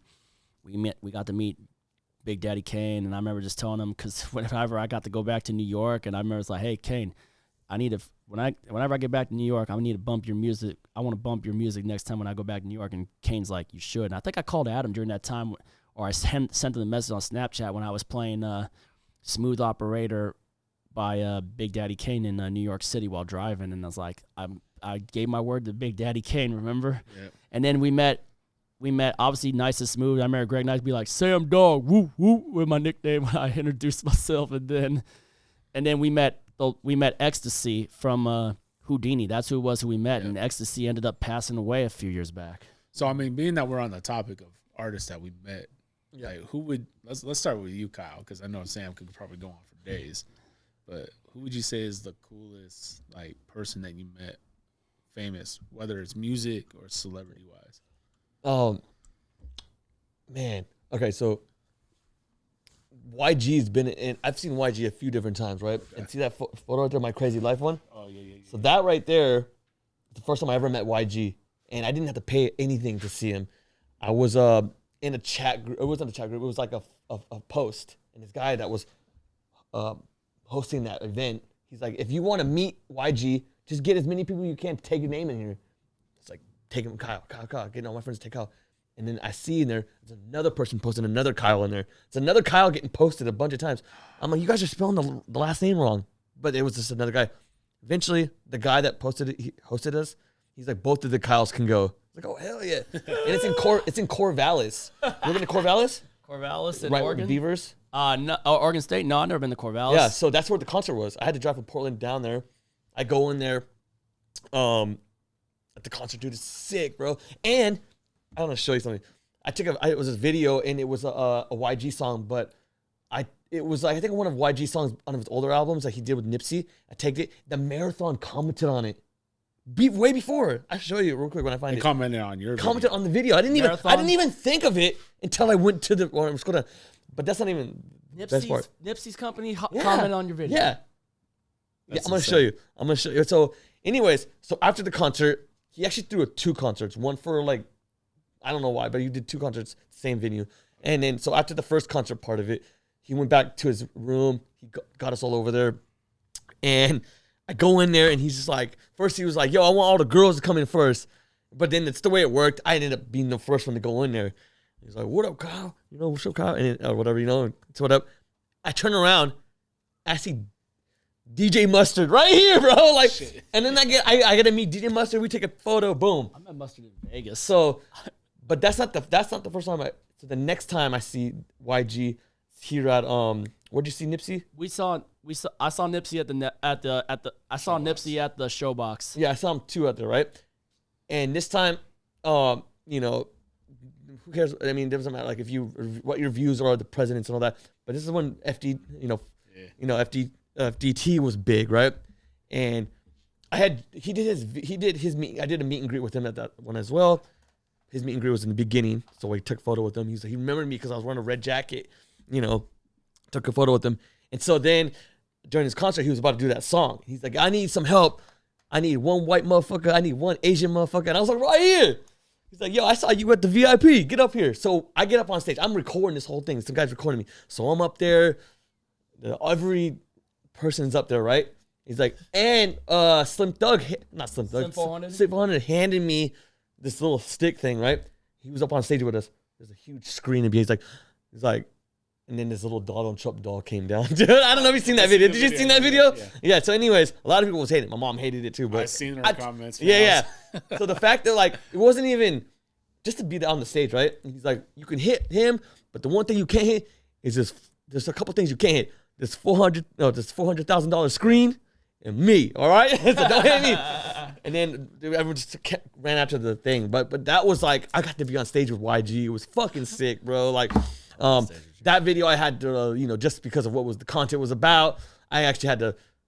I don't even know what I'm saying it though. Anyways, it just was like I had to hide that stuff. But the fact of the matter, that was a pretty cool moment with YG. I've been a big fan of YG. So I won tickets from KUBE for YG, the My Crazy Life tour, because he came out with the house, right? Like I was at I went to the different city one. He was at Neptune. Okay. Yeah, so Sam didn't really know who YG was, right? Like I just brought him. I was aware of the music, and I was aware of the music, but he just didn't know who YG was. I listened to it. I was like them. So I was like, we were standing in line with this guy, and I was like, yo, there's YG right there. Sam just takes off running. Here comes YG's security guard, this big guy. I don't think he stands like right in front of Sam. Like, I just remember just like, yo, are you YG? He's like, yeah. He's like, this dude looked like he was about to fight Sam. Like I was like, bro, like what's about to happen right now? The bouncer knew. I wasn't freaking out or anything. I remember Hugo was right there with us and his girl. It's just like shit. I think one of the coolest people I've met personally was Future. We were in a sandwich shop outside the Neptune. Well, like actually, I caught him outside. We seen him outside, coming out of the freaking sound check, and I just remember being like, "Hey, Future." What year was this? 14. It was 14. It was the night before the 4th of July. Yeah. I thought y'all wouldn't want to support Future. I love Future. But even with this whole conversation with the Russell Wilson and all that, now he's in Denver now. I mean, obviously, I still have great appreciation for what Russell did in that, but at least we traded him while he still had worth because he was going to leave even when the end of his contract was, and we weren't going to get anything for him. So, let's just get into the whole thing. We just stay with the artist. Yeah. So the Future thing though, like Sam's like, "Hey, Future," and then we go in the sandwich shop to go eat, and then here comes Future and his security. They walk in to the same sandwich shop that we're in. They're like, "Hey, do you guys mind if we eat here?" And we were like, "Nah, go ahead." So we played it cool, and then we ended up leaving, and then the sandwich guy was closing down the shop. So we go back outside to go hang out, just wait. Here comes Future walking right past us. Don't say nothing to him. He comes back up. He's on the phone, and Sam's like, "Hey, what's up, Future?" And Future's like, he stops, gets off the phone, and he's just like, "What's up, man?" And then he just starts talking to us. I was just telling him, "Hey, we're gonna be in front of your show tonight, so keep an eye out for us and whatnot too." Just like, "Hey, we're gonna be in front of your show tonight." That's basically all I wanted to tell him. I mean, I wasn't trying to interrupt any business. But it's so cool about it, right? Like, because everybody's like, I mean, you've heard Sierra stories like, he's a deadbeat dad or whatever. But I mean, I've even heard stories from my girlfriend because she worked at the school that Russ is, all the kids went to, Russ, Future, baby Future went to. And she said she would see him there, and Russ and Sierra, but never heard a bad thing about the guy other than what Sierra's had to say. But very cool to stop and talk to us. Well, that Future's huge. Yeah. And then I remember he came out while the line was lined up just to see his fans, and took a picture with us. I remember it was originally going to be me with the picture. It was going to be me and him at first. I'm like, hey, I'm like, no, because Adam talked me into going to that show, and I was like, no. I was like, hold on. I'm not doing that with just me and you. I got to do it with my. So I was like, hey, yo, Adam. I was like, yo, Adam, remember that? Yep. Hey, yo, Adam, get in this, man. And I think, did I introduce you to him, or did he just, or did He's you? like, hey, this is my buddy Adam, and then we just all took I think I said, he's the one that talked me into coming in your show tonight. Yeah. And then we just took that pic. Yeah. And it's the cover for that concert for that night. Of that album on my Facebook. Yeah. Oh, yeah. No, Future's dope. I never seen Future live, so I'm sure. Dude, the first time I seen Future was on Drake's tour. He goes on a lot of tours with Drake. They do like a. They did. I was really wanting to go see the Future and Nicki Minaj tour. We're gonna tour together, but yeah, I seen Future with Miguel and Party Next Door. Okay. Oh With yeah, Drake. Miguel's dope. And dude, I was like, man, Future sucks. You know, like he's not good live. I'm like, nah, let me give it another chance. I'm gonna go see him again, and he was really good. So. And so what was how long was from that time that you first saw him to the next time you saw him? Was that just the next year, the next following year? That was in 2013. Yeah, the following year. Oh. Yeah, because that was when Drake came out with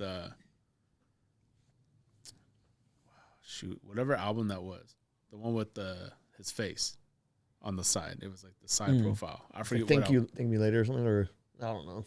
I I don't forget. really know It all his wasn't a good album names, but yeah. I know which one that you were to like. Now, best concerts other than that, I mean, I can go on for concerts. It's gotta be but Kanye West or something. I think one of the most recent concerts, which was the last concert I went to with Adam, was probably when we went to go see Ice Cube at the Puyallup Fair. That was good. My video, I'm pissed that it got copyrighted, but on YouTube, that video got, I think. Did it get taken down? No, I didn't get taken down, but I think I'm at 54K views on that video for Ice Cube. I pulled it up just in case if I get a chance to talk about it again. But that video has 54,322 views from when I saw Cube at the fair. And I remember the tracks and that video still gets commented on today. Oh yeah. Ice Cube's like a legend, man. Like I remember when I got to meet him I remember meeting him at the Big Three. I remember the first time we saw him at that old school Summer Jam night. And then I remember I went to Big Three because Mike hooked me up with a deal to get tickets. And I just remember just forever seeing his music and throwing up West Sides of Cube. And then I randomly decided to shout out, hey, Cube, can I get an autograph? And then he had his security bring me down to him. I remember Richard Sherman was right there, too. And I remember I was excited, but I was a little nervous at the first time. I called myself, and deep down in my mind, as I'm getting brought to him, I'm like, don't let me get him on his bad side. Don't let me get him on his bad side. Don't let me get him on his bad side. Because I've seen him pissed in movies. I remember Richard Sherman was there, too, and he had talked to me earlier before the event when he was still playing for the Hawks. And Richard Sherman was like, hey, yo, Cube, I've known Sam Dog since my rookie year. So he vouched to Ice Cube for me on that part, too. I was like, and then I remember just Ice Cube signed that Big Three thing for me, and I just shook his hand. It was a perfect pop on that high five, on the handshake. And I told Cube, like, hey, man, I even bumped your music down in L.A., man, because I was in L.A. in 2016 before. This was 2017 before I went back again. And it's just like, man, I never imagined I'd ever get to meet Ice Cube then. But then seeing him again at the fair is like, oh, my God. It was just an awesome show. And then, obviously, meeting Snoop Dogg, that's obviously been a high as well, especially that video I got with the girl that went to Washington State at the time, Haley, which now she lives in Dallas, Texas. I just remember thinking when later on I was going to her graduation party and all that stuff too, I just remember I had nothing to do with what Snoop said in that video. I was just trying to be awesome and all that stuff too and get that autograph, obviously, for her, and I got one for me. And then I remember I got that big kiss on my cheek from her too, and then later, when she graduated, I was nervous because I was nervous about going to that party, which I still went. And the only reason I got nervous because I did not know how I was going to be received by her dad and her parents with the Snoop Dogg video. So I remember just saying to Haley, I'm like, Haley, you told your parents I had nothing to do with what Snoop said in that video, right? I just remember just saying, because I wanted to be sure I was still okay to meet the parents and everything too. And just everything turned out all right. I'm just glad it turned out good and that happened. Got all sorts of love, and I think I introduced her to frickin' Slurricane, the E40 drink. Oh, how's that taste? Dude, I just bought a bottle most recently, like a little small bottle, but dude, that stuff is so strong. Don't mix that with alcohol, otherwise I learned that the hard way. It's I just like the song, strong enough. That's cool though. I like how E40 like he diverses into different companies. You know, like he does liquor, and I know he has like, you know, other endeavors. That Snoop Dogg one though, man, that's iconic. You got that's iconic. That image of you and Snoop was like so iconic. Yeah, you should get a photo like something like that made of it, like so, like a. I have a guy that makes these. So definitely like get something to, get one of those made would be kind of cool. Yeah, and then we got to talk legends, too. I remember Adam and I saw DMX at the old school night at the Dome in 2016. And then you've obviously seen my picture when the last time I went to New York when I went to his grave. And yesterday was 1 year since he died. I just remember I was on my way to Oregon when, I thought he had died the night before, and we knew he was in bad condition. And then I'm on my way with my buddy Cody, and Cody's like, just announced, it just happened. I was like, oh my God, I was still sad. I remember posting the picture that I got of him when he was on stage in 2016 at the Dome, and then playing his music.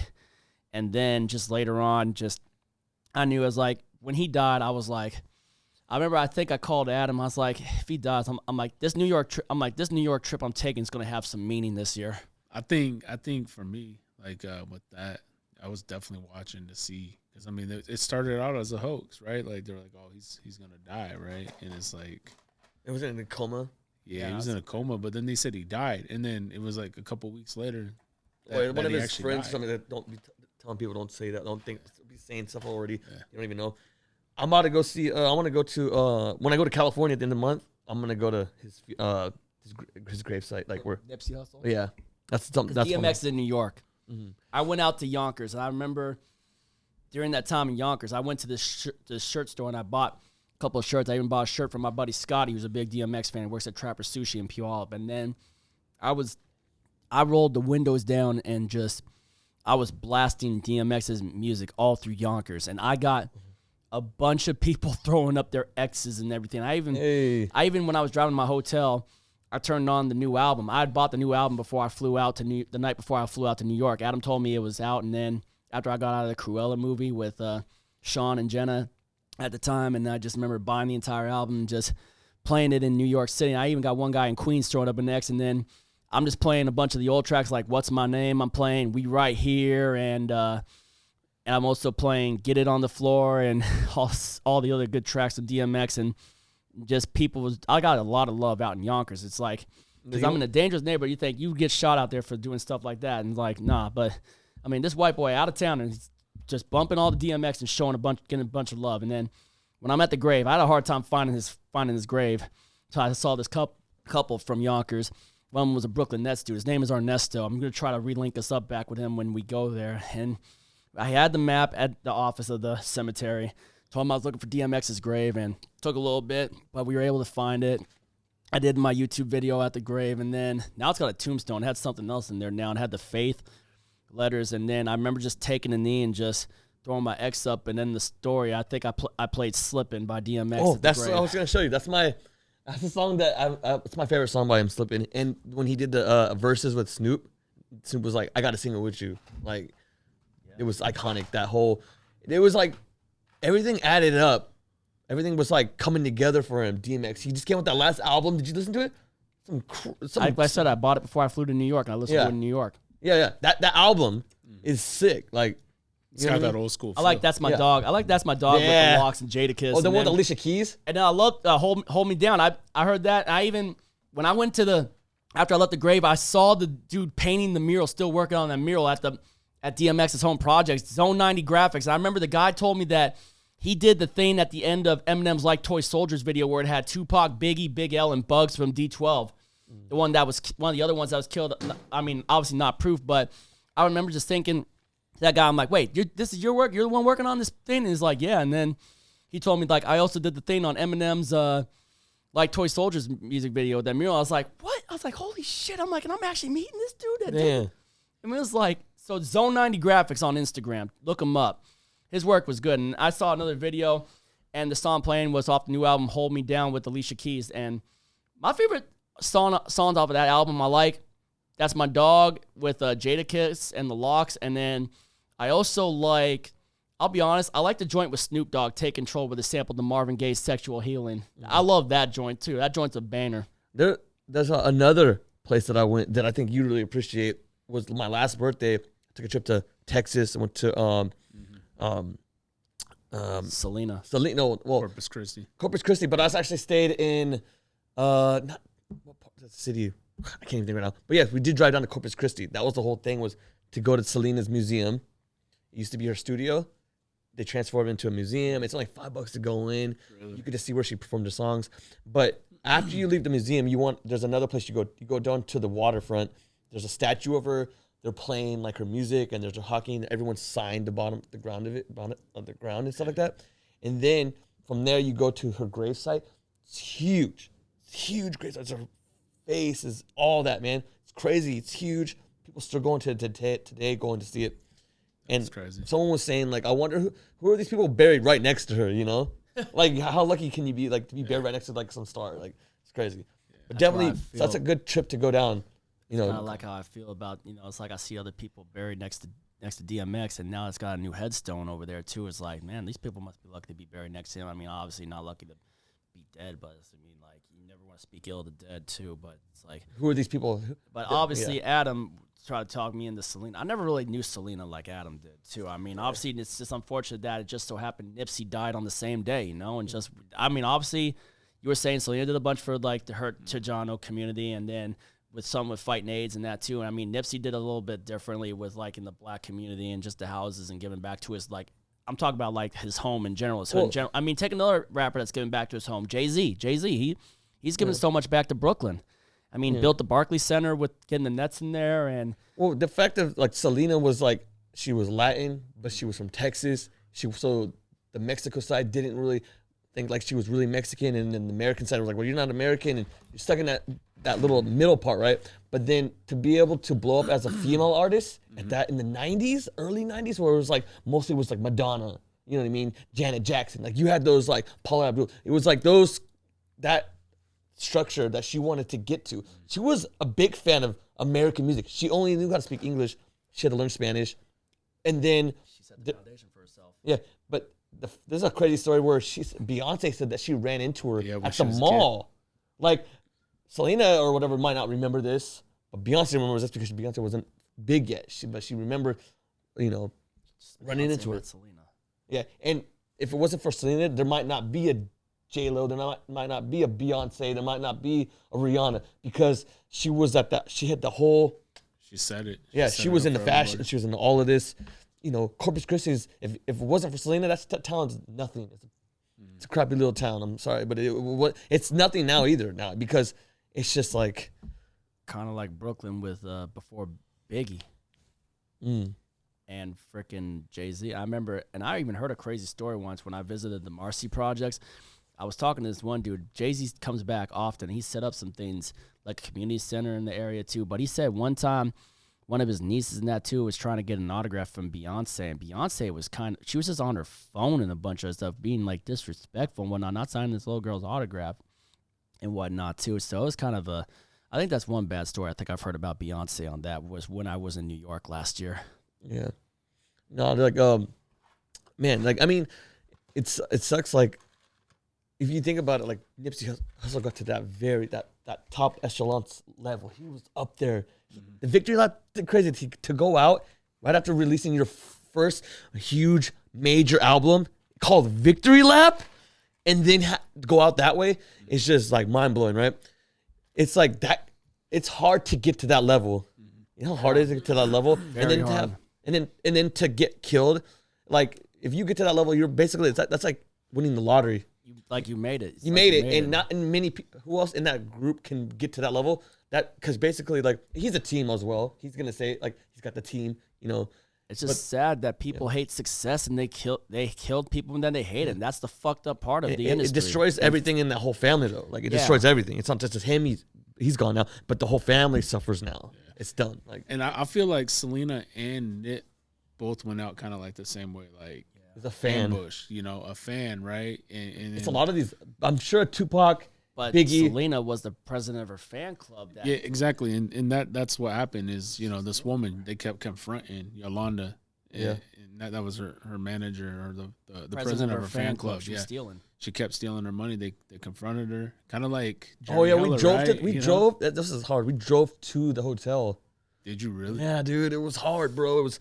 Dang. They don't even. There's actually a sign saying if you don't, the hotel's changed its name, but if you aren't staying there, you're not allowed to drive in there. You'll get called to police because that happens. But we went over there we went we saw the room, everything. It's a whole experience to do that whole thing. San Antonio. That's where we stayed in San Antonio. And then we drove down. But yeah. I gotta ask real quick. Did you go to Buc-ee's gas station ever when you were there? Do you know what I'm talking about? It's supposed to be like the biggest gas station. I might have. Okay. And I'm sure there's a lot of them there. Yeah. When we were driving down, because I wanted to drive in Texas, because I never drove in Texas. And so we drove from San Antonio to Corpus Christi. It's a 2-hour drive, but it's a pretty sick drive. It's pretty cool. It's palm trees, and it's like there's actually some oil fields out there, so you see the things spin around. There's like flames and shit. It's crazy, man. Texas is wild, man. You know, so speaking on like a hotel, you know how you say you went by like Selena. So like after that Vegas shooting, we were in Vegas like after the fact, you know. The country music one? Yeah, after that went down. Like I was at the Jason Aldean show at the Puyallup Fair, like a week before that shooting happened. I'm like, man, you know, I'm just thinking like I got to enjoy this artist and the set. My favorite song by him is Green Tractor. Oh yeah, I like that song. That's good. I mean, all of his music's pretty good to me, but you know, I was there and I'm like, man, you know, I got to enjoy this man's set list, right? But everybody else, you know, I see those videos, but I went to Tech 9 at that hotel. Oh, in Vegas? Yeah. Damn. Yeah, like I paid like $35, but I went there and I went to the show. I'm like, dude, this is kind of weird, right? Like to know that the fact that this man walked through this lobby or parts of this hotel. Mm-hmm. And then I went to go see like the Michael Jackson Circus. So like, but yeah. Dude, what do you 2019, right? What do you guys think about the what's his name's concert that he did? It was like Travis Scott, yeah. Oh, the Astro World? Yeah. Dude, I've always wanted to go to Astro World. Mm-hmm. But to see what had happened, like that was well, my girlfriend and I, we watched this guy named Gideon on YouTube. If you like prank videos, this guy's hilarious, right? But he went to Astro World, and he literally leaves. He's like, yeah, it's weird vibes here. But he left, and like this is before anybody would know. So you know it's not fake, right? But dude, like for this guy to leave and see, you know, that things are not going right, it's kind of weird, right? I would look back and say, holy crap, you know. And then 9 people die at that show. Yeah, little kids, man. People getting someone got stabbed by a needle or something. People were getting injected with needles, they were saying. Didn't they say people were getting crushed because of the overcrowd to that concert? I mean, well, no, people were getting stabbed, causing people to fall. Then people were going back and forth, and then getting pushed against each other to where like. Yeah, it's just. I mean, that's why you don't want to be in the middle of all that. You want to be in the front or just at the end. I think the hardest I got crushed at a concert was that 2010 Summer Jam. That was a packed one too, just for Trey and Drake. Oh man, I got packed. I remember Christy Pearson got taken over the thing because this girl I knew at the time, obviously I still know her, and it's just that she couldn't breathe, but they made sure she was all right. And thank God she was all right because I wanted to be sure she was good too. But man, other than that, I don't think I've been crushed at another. I think the last concert I actually got crushed at was when me and Adam went to Wu-Tang in 2019. Wu-Tang, man, I'm a huge Wu-Tang. Like now that that was a fun show. I actually seen Wu-Tang in August over at Red Rocks because we go back to the Gorge. You, Sam, and I, right? We go back to the Gorge, and one place Sam and I always talked about was going to Red Rocks. And I never made it to that one because obviously I had to save my money and everything too. My buddy, he was like, "Hey man, do you wanna go see Wu-Tang?" And I'm like, he's like, "I got 2 tickets." I said, "Sam, dude, my buddy has 2 tickets. You want to go?" And Sam knew who he was. Like Sam knew my friend. Yeah. And I'm like, dude, like, do you want to go to Red Rocks? Like, it's at Red Rocks. And he's like, I want to save. It's like, whatever. I'm going to go, you know? Dude, I would have loved to go. And I asked my girlfriend if she wanted to go, but she didn't want to go either. She really know who I would have, like, she like money issues, though. But, you know, it's just saving up everything. But I just remember how packed that Wu-Tang show that we saw in Seattle was. And then me getting the shout out from Method Man. Do you guys know every artist on Wu-Tang? Ghostface Killer. Method Man. RZA, the Jizza. Old Dirty Bastard. Inspector Deck. Capadonna. Raekwon. Capadonna. And wasn't Raekwon one? Raekwon the Chef. And then You God. You God, yeah. I have a hard time naming all 10. I like ODB though. That's my favorite, man. ODB and his son Raekwon. Actually Ghostface. He took pictures at our show, right? He took pictures at our show with people. Cool, right? But like he at the Red Rocks, he was outside taking pictures for like $20 a pop. I'm like, bro, you're like, what are you doing, man? I'm not gonna pay you $20 to take a picture. Like, you're not ODB, you're His young, son. Yeah. you know? So, yeah. Oh man, I remember just all the old school shit that was going on. That's what I'm during that saying. time, Like, too. when I told Sam, like, dude, like, I get it. We want to save money. Like, we want to, you know, save money for the future. But you also got to enjoy the little things, you know, like the concerts. Oh, yeah. Nah, like. Because we don't, like, that goes back to what we were talking about is those shows, you know, and the music that we didn't get to listen to as kids out now we get to enjoy, you know. Oh yeah, and that's why I was glad we went to that one at the Seattle show. We never had the opportunity to see Wu-Tang until the Seattle show. Well, we saw Method and Redman in 2016. True. And Digital Underground. But that's why I took the opportunity to go this time, you know. Oh, yeah. Like, especially in, like, you were in Colorado. Is that where it's at? Yeah, that's crazy. The Red Rocks, that's like prestigious, man. Yeah, that's I hear a lot about that. When they talk about some of the top places to go see a concert, obviously the Gorge is actually one of them, but Red Rocks is one as well. Red Rocks. And the Forum in LA. Oh, yeah. Big Boy opened up for Wu-Tang. Big Boy did. Big Oh, Boy. shit, from Big Boy Outkast. and Sleepy Brown. Oh, shit. Yeah. Sleepy Brown's dope. Yeah. So I want to go to an Outkast concert. That's something I would love to go. he was talking about them coming back this summer, but Damn. here we are, man. You would think that they would have announced it by now. I'll tell you what, my bucket list concert so far is Eminem. I want to see Shady, man. What'd you guys think about the Super Bowl concert? That was dope, man. I thought- I loved it. I just Long I overdue for expected hip more, hop. man. I expected more. I didn't want to see Mary J. Did you I see? could have passed when- on 50, actually, honestly. Oh, like 50 Cent, he looked like he was struggling hanging I was upside like, down. that's the first thing I said. Like, what the? But nah, I feel like Kendrick and Mary J. didn't belong in that. neither did 50. I don't think 50. Those 50 three. either. No, I think we definitely Should have Ice Cube or something. You know? Ice Cube. Yeah. for sure. Oh, did you see the part where Dr. Dre played the Tupac part of I Ain't Mad at You? And people thought Eminem was kneeling for the political, but Eminem was kneeling for Pac, like honoring Tupac when Dre did the piano for I Ain't Mad at You by Tupac. You heard that? I remember right when I heard that, I was like, oh shit, are we going to get the Tupac hologram? No, see, a lot of people was talking about I was hoping, it's like, oh shit, I'm like, please be Tupac hologram, but we didn't get that, and then it went to Still Dre. Dude, I wish we had more Eminem music, more Eminem music, not snippets. You know, I mean, I probably could have did with a little bit more old school Snoop. Yeah. But I feel like that was more like, let's promote the new Death Row.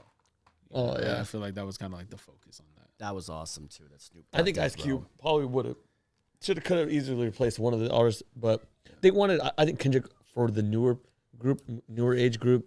Mary J. Blige, I mean, she's a classic, you know what I mean? Like, The cool part about that halftime show was they kind of combined both coasts and obviously the Midwest. I mean, West Coast, obviously, with the representatives of Dr. Dre, Snoop, and freaking Kendrick, and then the East Coast with 50 and Mary J. Blige, Yeah. and then Midwest, obviously, Eminem being from Detroit. It's like, get man, it's like everyone from everywhere. that's one of the things I loved about it. It's like peace with the coast, you know, like that kind of showed a big union with hip hop. And I think, and when I first saw that being announced with the Super Bowl halftime, I'm like, this is long overdue for hip hop. Why are people hating on it? I mean, it's like hip hop deserves some flash, and it's finally long overdue to get the biggest stage in all of sports and entertainment to get the Super Bowl halftime show. Yeah, and you see the dancers are wearing like khakis and they're like, Yeah. then they're like, you know, that you don't see that in the NFL Super Bowl. Like, that's pretty sick. And you saw lowriders and, dude, that's like shit. That was I think the best Super Bowl halftime that they've ever done. I mean, yeah, there could have been other things you could have made it even better, but out of all the, to me, that was probably the best. I mean, I didn't see Michael Jackson perform. I wasn't like old enough to understand what was going on. I went back and watched the video on YouTube for the Michael Jackson. I thought that was pretty cool. Like, he had the different Michael Jacksons at I think it was at the Coliseum they played that one. I believe it was some Michael The Jackson. Rose Bowl. That was the Rose Bowl. Okay, so yeah, and then they had all these Michael Jacksons just popping up in different parts of the arena. But I mean, I still think The Weeknd last year was. I don't think that Weeknd was You didn't that like one. Nah. No, not better than Michael Jackson. No. Not better than. I don't know if it was better than even the I thought it was better than this year's. That's just my personal opinion, but yeah. I love hip hop. That's why, you know, it's like I was so hyped on that show. they that happened hyped it up recently. so much. But it just, I don't know. What's the Super Bowl halftime for the Seattle when they won?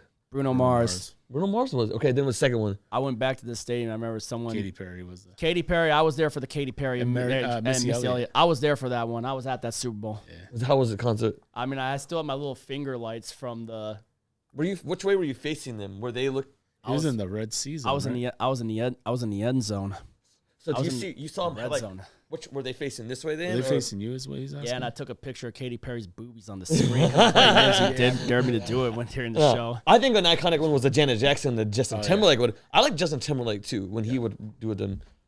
He's a pretty cool one. I remember when Justin Timberlake broke up from NSYNC. I remember thinking to myself, it's like later on, and I think what made me get respect for Justin Timberlake was when he did My Love and featured T.I. And I was like Justin Timberlake doing like old school rock. I'm like, you know what? I was like, okay, JT, I see you. I'm like, okay, Justin Timberlake. And I think, and then another time he was on with Jimmy Kimmel, I think, and then he did a bunch of old school hip hop songs with him, like he did DMX and just was rapping like, I think, that song, Grandmaster Flash of the Furious 5 is like a jungle sometimes. It makes me wonder how I keep him going under. I remember just, it's like, okay, Justin Timberlake like that old school rap. It was like, I think that's why I think I got respect for JT because of that stuff. No, he like came out. Now he's cool. You know what I mean? He's not like the NSYNC pop star band boy. You know what I mean? He became the badass when he went solo. And that's why he earned my respect. Once he broke up with Britney Spears, I was like, oh, he's cool. Like, see, I would have loved to have seen him and Jay-Z when they did that Magna Carta. Man. Yeah. And like this, the suit. What's the suit? Suit and tie. Yeah, that's a cool like classy song. You know. Me and Adam saw him 444. I did a bunch of those new Jay-Z traps when I was over in New York. There's plenty more that we're gonna be doing when we go back there too. But I feel like we just gotta try to plan some trip out there with us three in the future. You know, kind of go back to like some of the the West Coast or the East Coast, because obviously we have the knowledge and we have that history with music and the artists that we love. Just kind of maybe make a trip together, like East Coast, West Coast, and kind of pay homage to that. Right? Oh yeah, definitely. No, so what's some of the things that you guys have planned for when you go to New York? We're gonna go. Obviously, I'm gonna try to see if we can get on that Hush tour again. I'm gonna take Adam to that museum. Probably take him over to Pop Smoke's grave and DMX's grave. And how about Biggie's grave? Have you been there before? Biggie was cremated. He doesn't have a grave. Was he? Okay, see, I didn't know that. They had the body for the funeral, but then they cremated him. Obviously go to 226 St. James. We're also going to drive out to Philly one day and go run the Rocky Steps. And where's Tupac buried, Tupac was cremated too. Cremated. And his ashes were spread in the sea. That seems a little like... That's weird, right? Yeah. Eazy-E, he's got to be in... Eazy-E's buried somewhere in California. All right, I'll think in L.A. Yeah. Oh, you want to hear what's crazy? The tombstone that they made from was made in Toppenish, Washington. Really? Yeah. What? Yeah, so they made it in Toppenish, Washington. Lil Eazy, I think, or one of Eazy's sons went there they did pictures and stuff like that. But this place in Toppenish, they make like tombstones, and they sent him one. Because I think Eazy's old one got stolen or something. But the thing about Eazy's casket, you know what it is? It was 24 karat gold. He's the first rapper buried in a 24 karat gold casket. The next rapper to be buried in a 24 karat gold casket was Proof, after Proof was murdered. You know Sam Dog? Before there was Wikipedia, there was Sam Dog. Like, for real, dude. But yeah, we're going to go to Philly while we're out there too, play some Meek Mill. Obviously, we got to go to Wu-Tang in Staten Island. I've driven through Staten Island. There's a lot of things we're going to try. And then obviously Tribe Called Quest, go to the Unisphere, play a war tour. My favorite Tribe Called Quest song. Just that beat is iconic. I did that for karaoke last night too at Top Gun. Oh, yeah. Top Gun, I don't even know what Top Gun is. It's what used to be the Hainer Inn in Puyallup. It used to be the Hainer Inn. Now it's a bar. And it has the references to the movie Top Gun. How maybe I could get like a little spot there, or is there a resident DJ already there for? That might be a good idea, man. I mean, you could always call in and see if you can get in on that. I mean, my buddy Devontae hosts karaoke on Saturdays, but obviously that's just karaoke hosts. I think they got. What kind of music is it? Open format or is it only hip hop? Just they mix it around. They mix it around hip hop, rock, country, and just a mixture of everything. I mean, I think you have to host karaoke though too, which is why. They only do karaoke in the beginning though. Or does it like towards? But you can do mixing music in that too, and then they got their like computer systems, and I mean you can have your computer system. I think that's what it was. You'll have to talk to them more about it than because I don't really know much about how. Yeah, you got to play around with this. This is I just got this one here. It's called DDJ-S Rev 1 right here, right? Oh snap! So this is Pioneer's brand new controller mixer, but the thing about this one that's different than the other ones, they also came with the Rev 7, which has motorized pliers coming in later. But usually, when you get these mixers, this is the pitch. It's usually on the side, kind of like a CDJ. CDJs are for like CDs, but they made this like a turntable battle style. Because basically, if you think about it, this is where the needle would be, the play button's right here, just like turntables.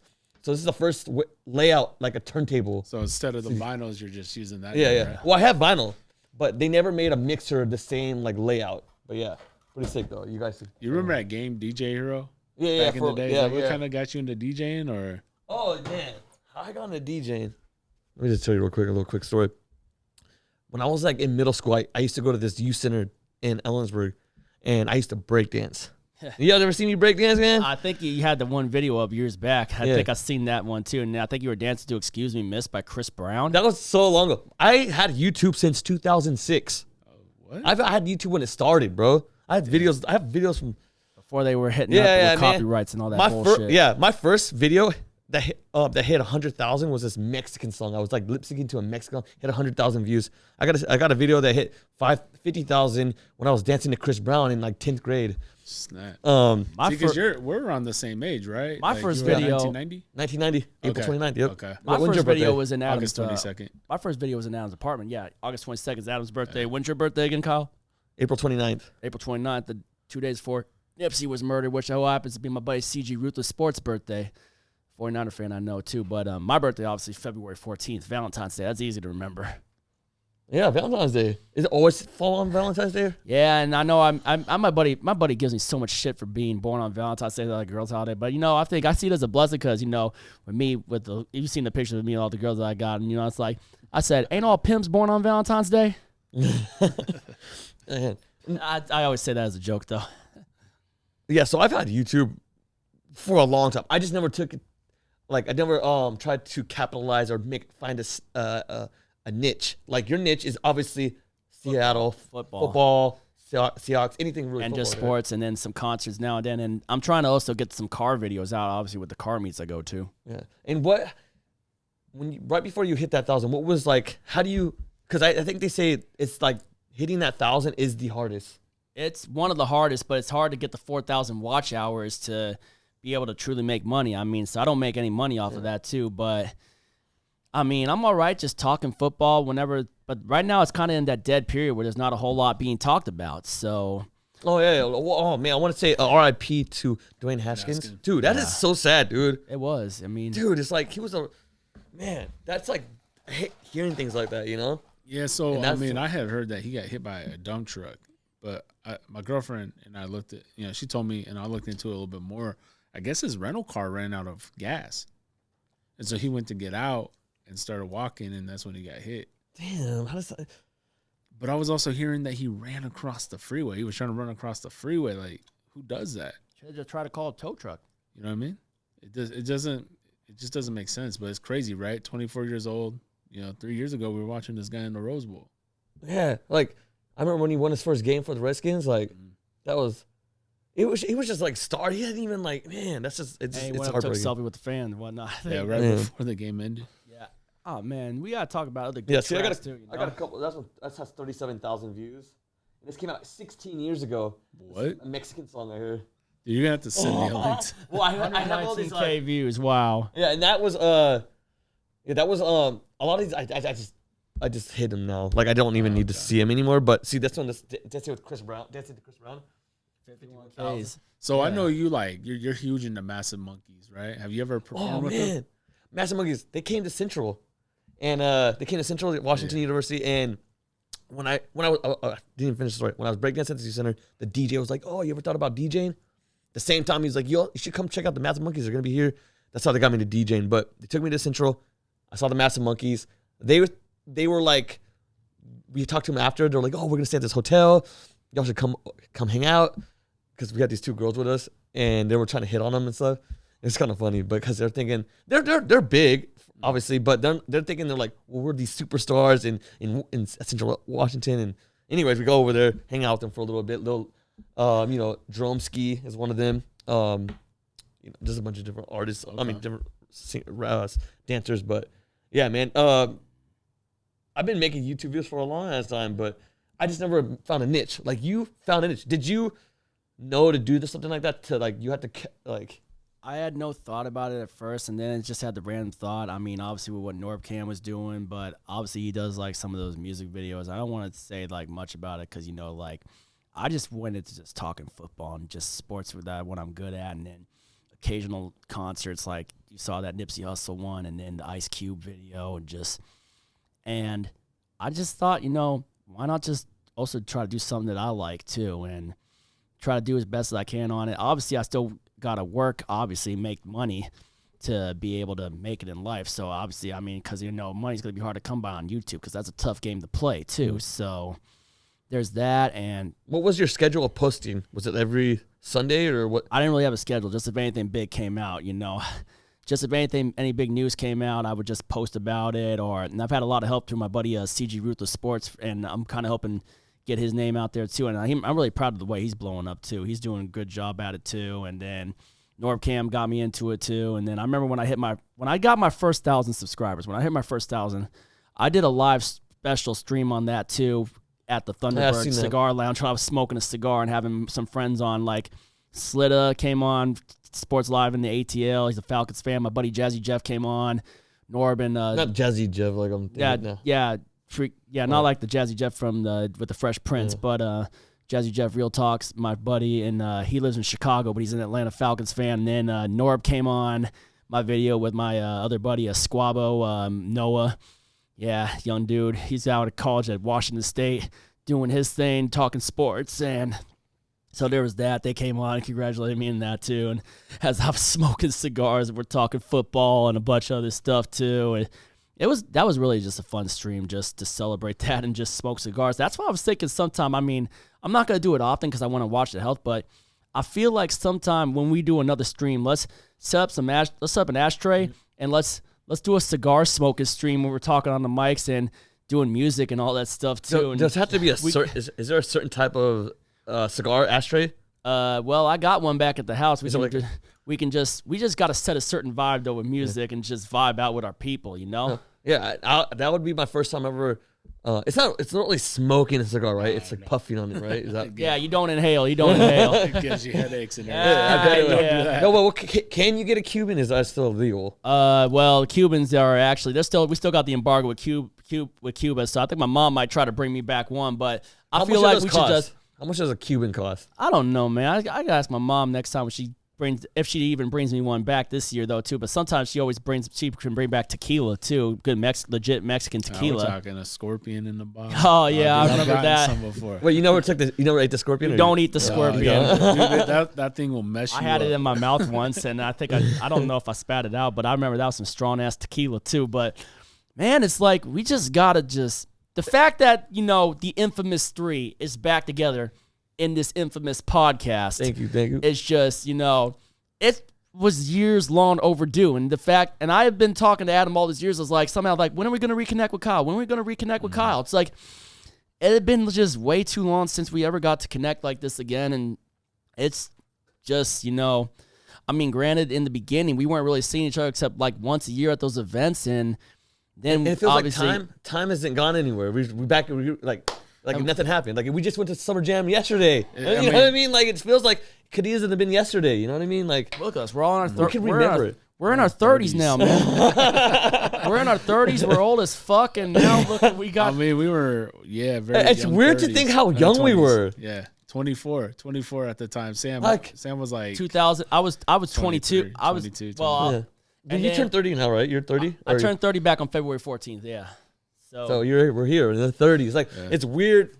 Like, and I got fucked up during that weekend too at the bar, man. All right, so I gotta. Oh, go ahead. Man. No, I got. Well, I wanted to say I got this game right here. Let's see if you guys can answer some questions. This is the hip hop trivia game, and we're not gonna actually play the game. I'm just gonna ask some questions. If you guys know the answers to it, let's go. Right. I feel like this is the right time to pull this up. I've thought about pulling it out in other podcasts, but I think you guys are hip hop heads. You know what I mean? Like, Yeah, Might be so- a hard game to play. Man, we can even make a podcast where we play this one day. Like Yeah. we're actually like legit And we could playing. like pull out a spinner, like just do some spinning thing. And I was seeing that. I was seeing that. I know. Real And a quick, Joe got those at the Roadhouse. real quick. I know because you collect Funkos. Just Oh, so yeah? you know. I mean, because I see your setup and whatnot. There's an app called Whatnot. So Oh, if I know there's Whatnot. Yep. Oh, you don't? Okay, so never mind. I won't even get into that. Too Oh, wait, much. but no, Whatnot is definitely Yeah. a good app. Yeah. And I use Macari too, but Okay. Whatnot is a little bit more. They do like it's kind of like StockX. Okay. Because so if you sell on Whatnot, like StockX, you send it, goes to that company, they check it out and verify. Guys, I had another idea for what we could do for that next stream too. I feel like if we have another stream like that, we should play Cards Against Humanity, the bigger, blacker box. yeah. Oh, Take a shot if you don't want to answer the question. All right. Okay, here we go. This is a good one. Let's see. Okay, here we go. All right. Ooh. Okay, so let me read the entire thing and then you can answer, okay? Okay.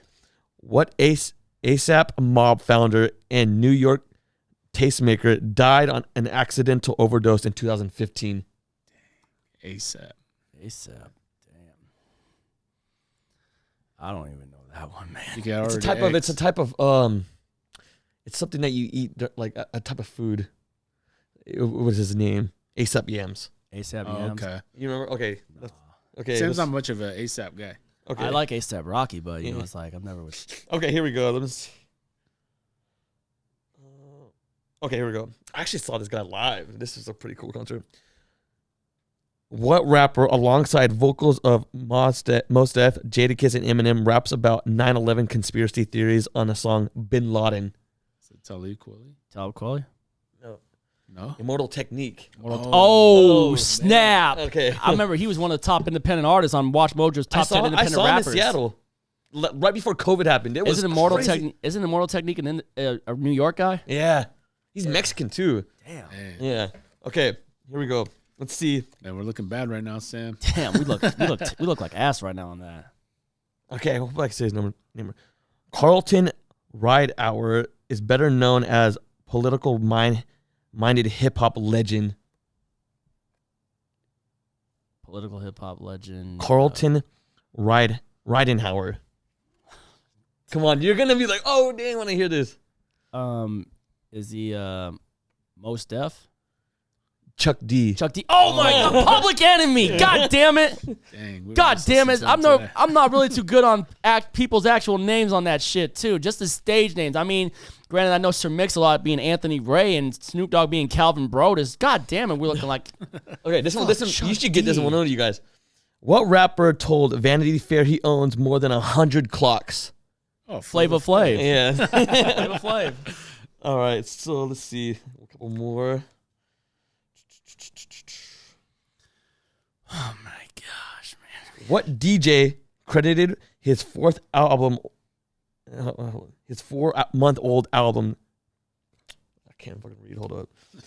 What DJ credited his 4-month-old son as the executive producer on his 2017 DJ album? Khaled. Grateful. DJ Khaled. DJ DJ Khaled? Khaled, yeah. Yeah, Assad, right? Yeah. Yeah, DJ Khaled's DJ dope. Khaled. No, see, this is the thing about DJ Khaled. He I remember when he first blew up in 2006 when we taking over, man. That was a dope ass- not 2006. I think it was 2007. I remember when he was first blowing up. Look at him now, man. I mean, that's junior high shit for me right there. Oh, man. DJ Khaled, man. No, he actually. So I've been getting into a lot of EDM music, and so there's these big festivals in like, it's Beyond Wonderland, that kind of thing, Yeah, right? yeah, yeah. The one in Paradiso. Paradiso, but the one in LA, not in LA, but in Las Vegas, EDC. EDC. You have to have a bunch of DJs, obviously. Yeah. They had Who's DJ that? Khaled on there, just Yeah. like He was randomly dancing, DJ doing Khaled all on that there. Weird dancing. Yeah, he's like, oh, he can mix. He's good on the turntables, but he was there, which is kind of weird. Like, he's just not an EDM DJ. Ah, So he hip hop, man. yeah. Okay, here we go. This is an easy one. What rap group worked with Tupac, Notorious B.I.G., Eazy, and Big Pun while they were all still alive? Bone Thugs and Harmony. Bone Thugs. Man, so this is a good game. So we definitely can get into it. Man, we about to hit that 2-hour mark. Can y'all believe that? Yeah. Crazy. Man. I feel like there's a lot more we still could talk about. There's a lot Because more. Kyle and I connected. The reason why this is happening is because Kyle and I talked about a podcast like months ago. Right? Oh yeah. And then you hit me up about Funko the other night or like last week. And he was like, man, you know, Adam, I know you collect Funko. I was at the HQ and then we went over like his hit that he got, you know. I still got him right in this box. I'm going to tell you about this real quick. But yeah, go. Keep on going. So Sam, like Kyle and I were talking and we just got lost in conversation for like an hour and a half. And I still don't feel like we hit every topic that we talked about. Yeah. You know what I mean? I feel like there's still more about the history of our This is just part one. Yeah. Part one. We got a lot more to talk about, but we had to get the introduction. Unfortunately, for that night though, when you guys called me on that, I was at the bar celebrating my friend's birthday. So I mean, I had to get back to that, which I felt bad that I had to dip on that. But at least we were able to set this up again. But that's the hardest thing about when I started a podcast. When I was still working on my regular job, my 9 to 5, and I was working. I was like, oh, I knew I wasn't gonna stay there for very long. This is not my calling. And I was already thinking about, I want to do a podcast. I was thinking about the people that I wanted to have it on there. You were the two that I was thinking about. There was like 5 people, and you guys were part of that group that I wanted to talk about. I was already thinking about what we would talk about, the conversations, me answering what you guys were talking about. I was already, writing that down on a piece of paper. Like, if you ever want to accomplish something, like you write it down on a piece of paper, it's like you're a step closer to fulfilling those goals, and that's what had happened. When we get the next stream going, when we do the freaking, if we decide to play Cards Against Humanity and smoke cigars, we got to try to at least, I feel like, is it like 4 people? I'll bring the game and that too, but we need to freaking, who's it going to be? Me, Adam, you, and maybe your wife or? Yeah, I don't know. She's not really big on the camera. Like, okay. I tried to. Should I get maybe? I don't know, man. It's gonna be a hard one to get. Maybe you should bring Fabby. Bring Fabby. Okay. Maybe Fabby might want to play too. Yeah. Okay. I mean, she can even be, if she doesn't want to be on the camera, she can sit right there. Like, like sometimes it's fun to be like, yo, we're talking, and we could just be like, talk to, they don't see it. Yeah. We're talking to someone behind the scenes. It's a kind of whole experience. She could have came and totally watched. Let's do it next week. And what I've noticed a lot is when we have people watching from behind, they actually get into our conversations that we're having. Like, oh, I didn't know that and stuff like that. But we can try. And I don't know about next week. Next week I got to start DJing. You guys cut this on we got this on a sweet spot, because after this, every weekend I got to go DJ. Every weekend. Yeah, man. Did you guys? Let's not do it on a Sunday though. Let's maybe try to set up. We can do a weekday. Yeah, you guys just let me know. Maybe could we do it on a Friday? Maybe. That's my 2022 schedule. Dude, that's crazy. Dang, my girlfriend would have came. You got any Fridays available? Yeah, I got a lot of Fridays available. Like I don't work weekdays. I don't work on the weekends. Weekdays. All right. What about May 6th, the day after Cinco de Mayo? Let's see.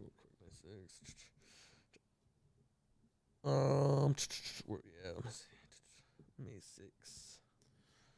Oh wait, you're gonna. No, that's right now. I'm good. What do you guys work during the day? Like what's May? I work 7:30 to 4. I work 6 to 2:30. So we can do it like maybe 6.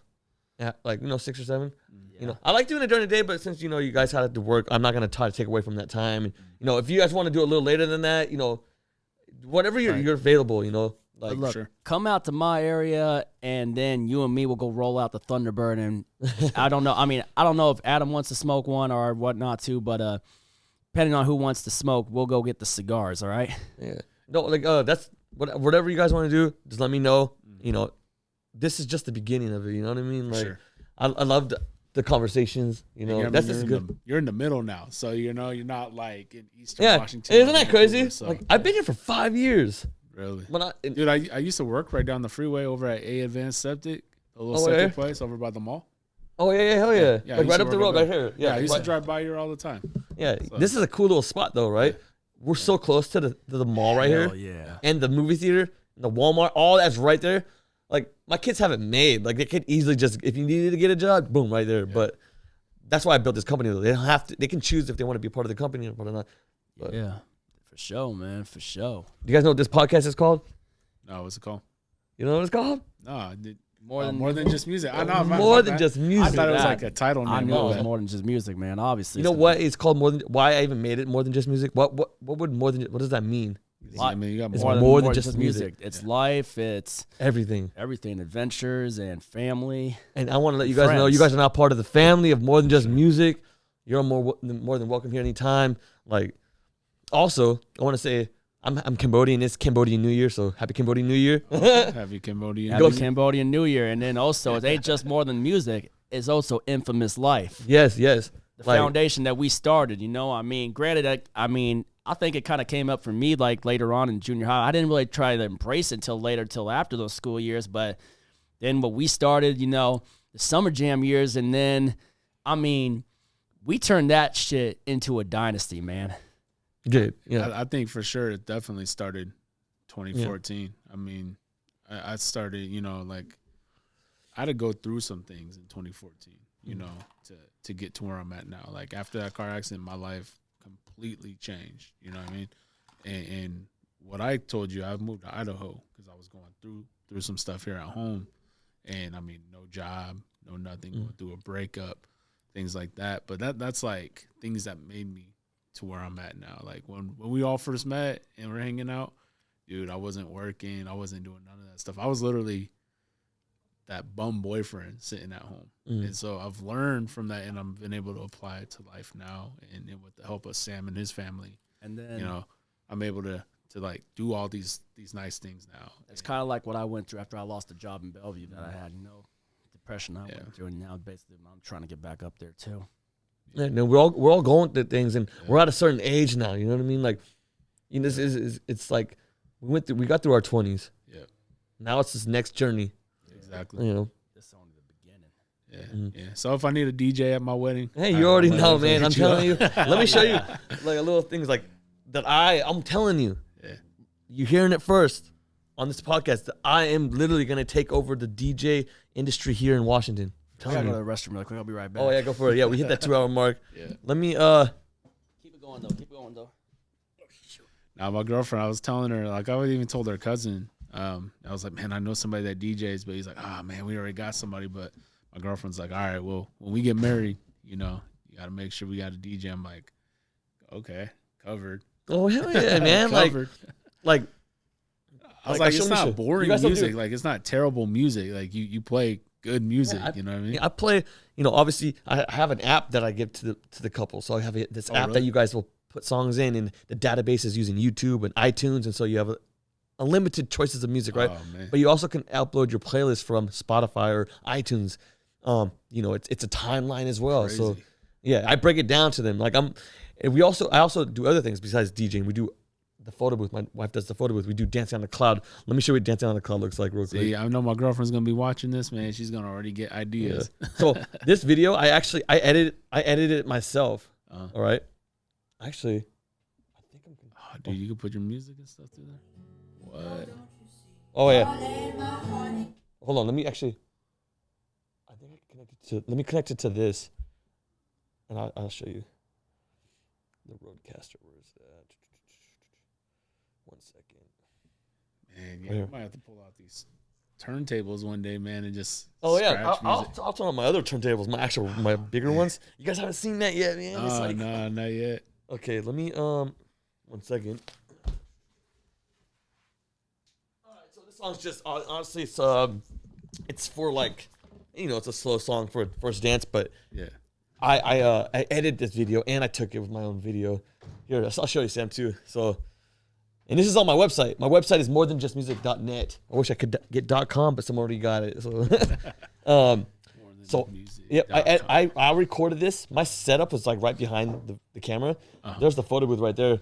But this is called Dancing on the Cloud. Dancing on the Cloud. Ready? Yep.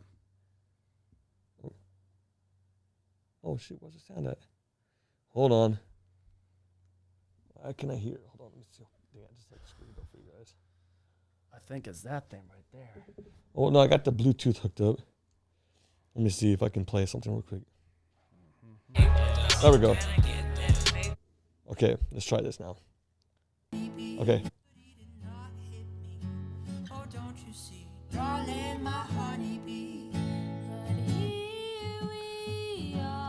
you put that smoke in there like that? Yeah, that's actually a low-laying cloud. It doesn't go up any higher than your knees. Oh man. And it gives the illusion that you're dancing on a cloud. Dancing guy. Insane. So yeah. So that's the more than just music. Not only do I play music, but I provide these wow factors. And the effects. And you gonna have a wedding, bro? Let me DJ your wedding. Like hell, freaking yeah. And Man. I'll show you another thing too. So I provide all my couples with an app. I have an app, and this app is called Vibo, right? And so these are bride that I'm DJing this following year, right? And so let me show you real quick. So let's just go to this one right here. This is this You couple. can already see their music. Yeah. So this is the app that you see, right? You can add you on there. You'll be on there. Your fiance will be on there. You could add Sam on there as a guest, and he could put music on there, and so he'll be on here. Look at that'll be your timeline, right? So this breaks down your whole wedding, and then see like let's go to open dancing, right? So you open up open dancing. This is the songs that they put on there. They put some Pharrell Williams, Jay-Z fronting. Ooh, I like that song front. That's pretty dope, right? And so let's say Sam puts that on there, and you're like, oh my gosh, I love that song, right? You hit that heart. Now I see on my side, I definitely got to play that song. Got hearted twice, right? Definitely got to. But this is an app, bro. Like no more paperwork. Definitely got to have Humpty Hump by Digital Underground. Do the Humpty Hump. Yeah, dude, this is there. They got some. Get But jiggy they with got it. Will Smith on there. I gotta play. I forgot to play Will Smith when I was in Philly last time. We gotta do that next time we get into Philly, Adam. It will be there in the summertime. Oh, so what do you guys think about the Oscars? Oh, you know, man. I mean, it's tough to think about that, especially the memes that are coming out of that are hilarious. Yeah. But I mean, as much as I like Will Smith and as much as I like Chris Rock, especially since he was Pookie in New Jack City, and it's like, I mean, I understand Will defending his wife and then the whole cheating thing, but then it's like, I mean, should not have made a comment about someone losing her hair like that because it's alopecia universalis, because that's a serious. But dude, hair that's the losing. thing, man. I seen a video that came out where where Will was making fun of somebody's hair back. Oh when he yeah, was, like, old you one. know I think what it was on one of those talk shows. Yeah. And Jada was doing something about it too, like saying that it's not a big deal or whatever. She would go out somewhere, or she lives very well with it. But I mean, I don't condone it because it's making fun of somebody. Yeah. But if you're living okay with it, what's the issue? You know what I mean? But Jada has made Will a laughing stock, man. Like kind of. She's just made him a joke. You know, after her entanglement with August Alsina. Yeah, I don't know. I just felt like all of that whole thing with August Alsina and Will Smith was like a whole like just something I didn't even care about, and it just wanted to be in like the news of what's going on right now. But one thing though, I'm going to California to do is I'm going to the Comedy Store. Okay. So yeah, the iconic Comedy Store. I don't know if you know about the Comedy Store. It's where Jim Carrey started. Yeah. It's where a lot of these Chris Rock has been there, and it's cool because when you go there, they got a list of who's going to be there, but there's also people that just come in there randomly. Like there'll be big names that don't want their crowd to be in there, because obviously if you're a fan of that person, they're going to laugh. They want to go to that you don't expect them coming in, so that their jokes will be fresh to them, you know? Yeah. That's how they kind of test it out. Yeah, see, we went to, because I mean, coming here, I came right from Portland, as you guys know. But, dude, yeah, like, we love comedy shows, right? Like, if you guys ever want to go to Tacoma Comedy Club, we can always go do that. I want to go to that. Yeah. Yeah, I seen Brandon Schwab down there. Oh, dude, damn. I mean, he was funny, bro. Like, he's pretty I've seen funny. Joe Rogan a few times, too. See, I wanted to go see him and Dave. Yeah, I went to that one, to Tacoma Dome. Yeah. I went to that, and it was sold out. But COVID hit, right? No, that was before you COVID. wait. I went to the one where the first time ever was Dave Chappelle and Joe Rogan. Who headlined? Dave Chappelle. Okay. But they had both their faces up there. But that's the first time that Tacoma Dome has ever sold out. Really? First time ever the T-Dome sold out? Yeah, it was with Those two. Those two. I was supposed to go Crazy. see Dave, as you know, back on New Year's. Yeah, but you hit me up about it. I would have gone. Like, I was only one ticket, man. That's where I messed up at. But I did sell it. But yeah, dude, we went to go see Gabriel, but we seen him back in September. Literally the same routine. I'm like, oh, the same, was it? Okay. Same routine. He was wearing the same outfit, everything. I was like, dude, This time right here? Yeah, he was at the Puyallup Fair. Oh, And then he was over at the Moda Center, and he was wearing the same outfit, did literally the same routine. I'm like, man, this sucks, but it was a good time. And then you saw that skate park from Tony Hawk's Pro Skater. Burnside. I know you've been to Burnside, right? I know that's a road actually, Burnside. Yeah. But I don't You think used to play Tony Hawk? I was more on like Dave Mira. Dave Mira. I'm like Matt I'm more of a Hoffman. BMX guy. Yeah. Okay. So Yeah, no, I went to Burnside, the level from Tony Hawk. Went to that skate park over there. oh yeah, That was yeah. pretty cool. Oh yeah. No, you know, it's cool that they, when you see something like that, like visually, like you played it a lot, and now you're actually there. It's pretty cool. It's kind of like when, you know, when I went to Biggie Small's house in Brooklyn on St. James Place, and then when I walked out of, obviously after taking I wore the Biggie shirt. I wish I had the Biggie shirt at the big mural that I saw though, but I remember just going out of there and then seeing the street sign with Fulton and St. James, and then right below St. James, I remember when it was long overdue when they got the street name, and right below the St. James, I see Christopher Notorious B.I.G. Wallace Way. I was like, what? I was like, wow. I remember because the street got renamed, I was like, I can't believe I'm actually seeing the street sign. I took this picture of it. Another thing I got to find, if we go back to New York, we got to find the Malik Fife Dog Taylor Way. I kind of want to find a Stan Lee mural. Oh, Stan man. Lee. They did make a wax figure for him at the Madame Tussauds. Yeah, we gotta definitely. Also, we gotta try to find the best comic book shop in New York. I was thinking about bringing Damon back something from that comic book shop because of the shit that happened when we were trying to go do Arizona for my birthday, which never quite happened. I kind of still feel bad about the way that I felt, but the way that they, I mean, I guess bailed on me. But you know, it's like I'm still my friends. I just want to get back on hanging out with them, and that too. It's just, I don't know, man. It's like, I still feel bad about it, you know, and I know he's still mad. He was wanting to let me know when he felt good about hanging out again, so we're not really on good terms right now, but that's still one of my best friends, too, so I just kind of can't let that go. I want to get him something back from that comic book shop. I'd be something with, like, Deadpool or Spider-Man or something cool. I mean, I want to get something cool at one of those comic book stores that has a lot of Marvel stuff for at least bringing back something and my buddy Daniel back something. But if we get things back on good terms again, maybe we can get them in on the podcast game night and smoke the cigars, man. Oh yeah. No, I never put down a cigar. Is there like, is there like your favorite brand? I got a lot of favorite brands. I like to smoke the La Flor Dominicanas, which is the one I gave to Jamal Adams. Adam was there for that. How about what's a Casa And then Fuente? Casa Fuente in Las Vegas. There's some good $32 for one of the sticks that I bought. That was a good smoke. I lit it with matches. But Where's that one? Isn't there a place that you go in New York? I saw a video you did. I went to Hudson Bar and Books. That's I a pretty one of their- iconic place. I had one of their house brands, but the one I'm trying to go to next time is Soho in New York City. But also, I'm thinking about just, if we set up this cigar smoking stream, one of the things we need, the best way to light a cigar, wooden matches or a torch lighter. You need one of those like torch lighters. We got to try to find out. I saw torch lighters at that little store, but it looked expensive.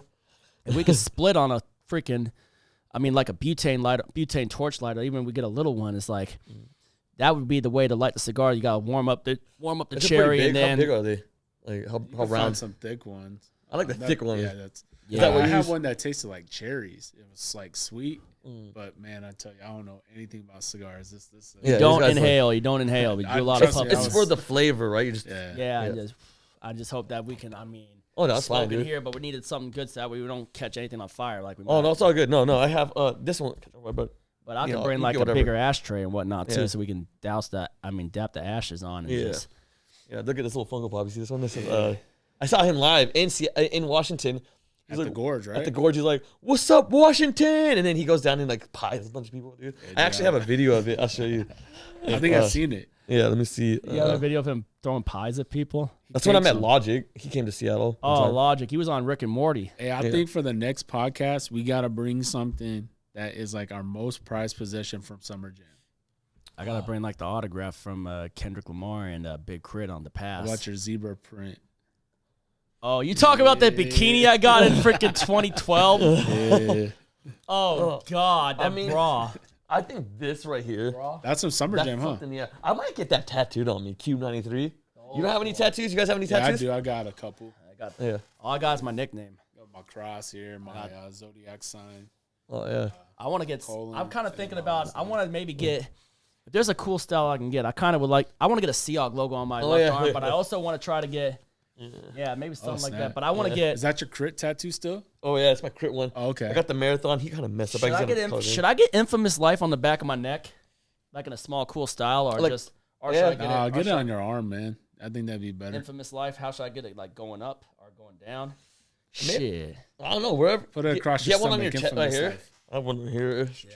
This one says. That gotta hurt, man. I know it's Infamous on. Do you ever Life heard? across the stomach? Did I tell you about the story about this right here?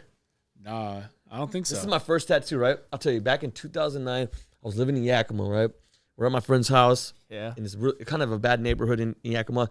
Now, I'm not related to any type of group or anything like that. I just happened to be at this house. We were hanging out. We would just breakdancing at Walmart. We were recording and all that. And then we're at the house. I'm at my friend's house. All of a sudden, his car pulls up, drives off. And I'm like, hey, my friend's like, whatever. And the car drives up again. I heard boom, boom, boom. I'm like, what the heck? I run over to the side, holding my head, and I put my hand down, and all this blood is on my hand. What the heck? All of a sudden, police were there. And come to find out, it was it's a gang related thing, but it was towards my friend's older brother wasn't even there. Oh, wow. And Damn, you got shot at? Yeah, and the bullet grazed my head. The bullet didn't even go. It pierced the skin, but not. It pierced the skin. You can feel the bump. Oh my god! And then it went through my friend's hat. My friend was like a little bit back that way playing the video game. His hat was tilted like this. It went through his hat. Didn't even the bullet ended up going outside or out the window. On his hat, it said "attacked by many, defeated by none," and that's what I got tattooed right here. Dang, dude. I was just at the wrong place at the wrong time. I never was a part of anything. I didn't even know the person that did it. Yeah, and so I got rushed to the hospital. They didn't know if it had gone in, right? They had to test it. Yeah, so they took me to the hospital, rushed me there. They had to do CAT scans, and then we had to do a catheter. I don't know if you know what a catheter is. Oh, yeah. Dude, I didn't know what it was until they told me. I'm like, no, I'm good, because they had to make sure my fluids could go all the way through. They did all that. Come to find out, the bullet wasn't in. It wasn't in my head. Boom, whatever. They're like, dude, you're lucky right now because you should either be on tubes and all that, and or you should be dead. Damn. And so, Crazy. Yeah, That's it was a crazy time, man. And that guy actually, he never seen me before, but I had to go. This is something. I got not subpoenaed, I guess, or I had to go to court against him because this guy actually he did a shooting like a year before, and they let him out.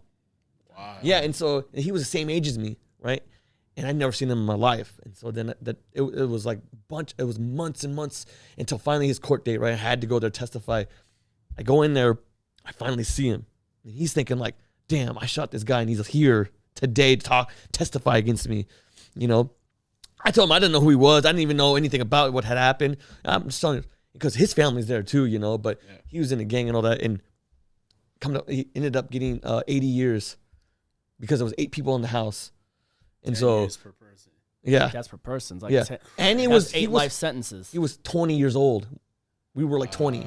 Damn, 8 life sentences. Yeah, and so people were like, oh man, like it was either him or me. You know what I mean? So I wasn't all about when it happened. Like when it happened, the day it happened, my friend was like, oh, like the news was coming. They want to talk to us.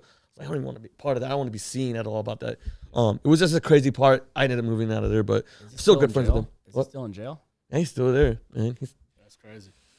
Yeah, man. Like, yeah. I mean, if you're part of that life, that's what happens. And then I didn't even want to go to court. I didn't want to deal with anything. I want to get out of there. But I got the papers. Like, you have to go there. You have to testify. Well, let's get this guy, put him away.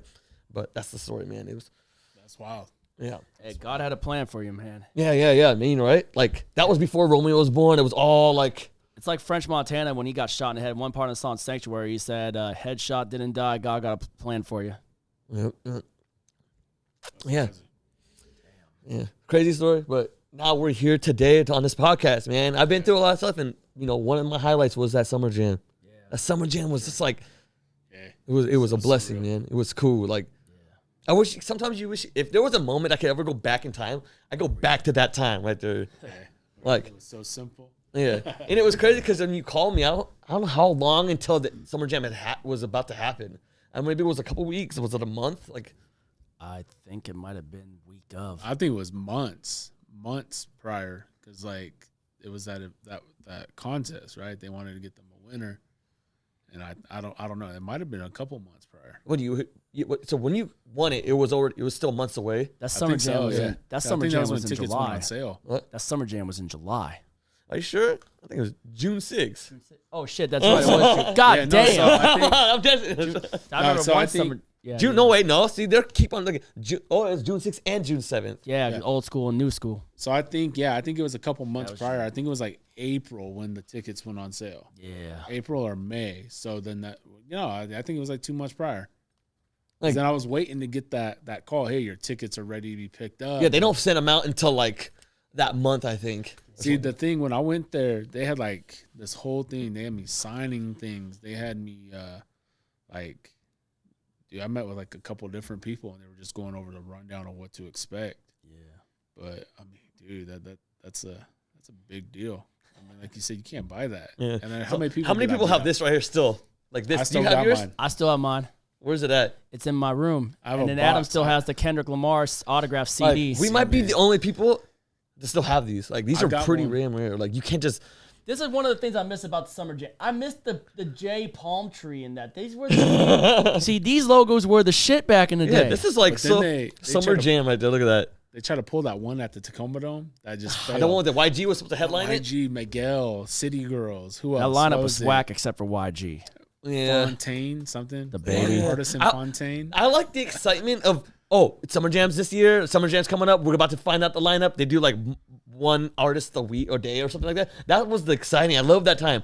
Amped And it then up, that- man. It just amped everything up. We got backstage that next year, and it didn't feel right. Like it just didn't feel right, man. Like I don't know how to explain it. Do you remember how that felt, Sam? Like, okay, it was Sky Movement, so we're talking like Clem What's Rashad, Clem Rashad and who else? Nacho Picasso. Oh, Clem Rashad and the other dude. what's it, he Will was- Jordan. And Clem then, Rashad and Will then Jordan. Sam Samuel Chow. Sam Sam Chow. Chow. Sam Chow. And the other guy that kind of ruled the Nacho Picasso. no, the other art Shit, I don't know. oh man, he like God damn.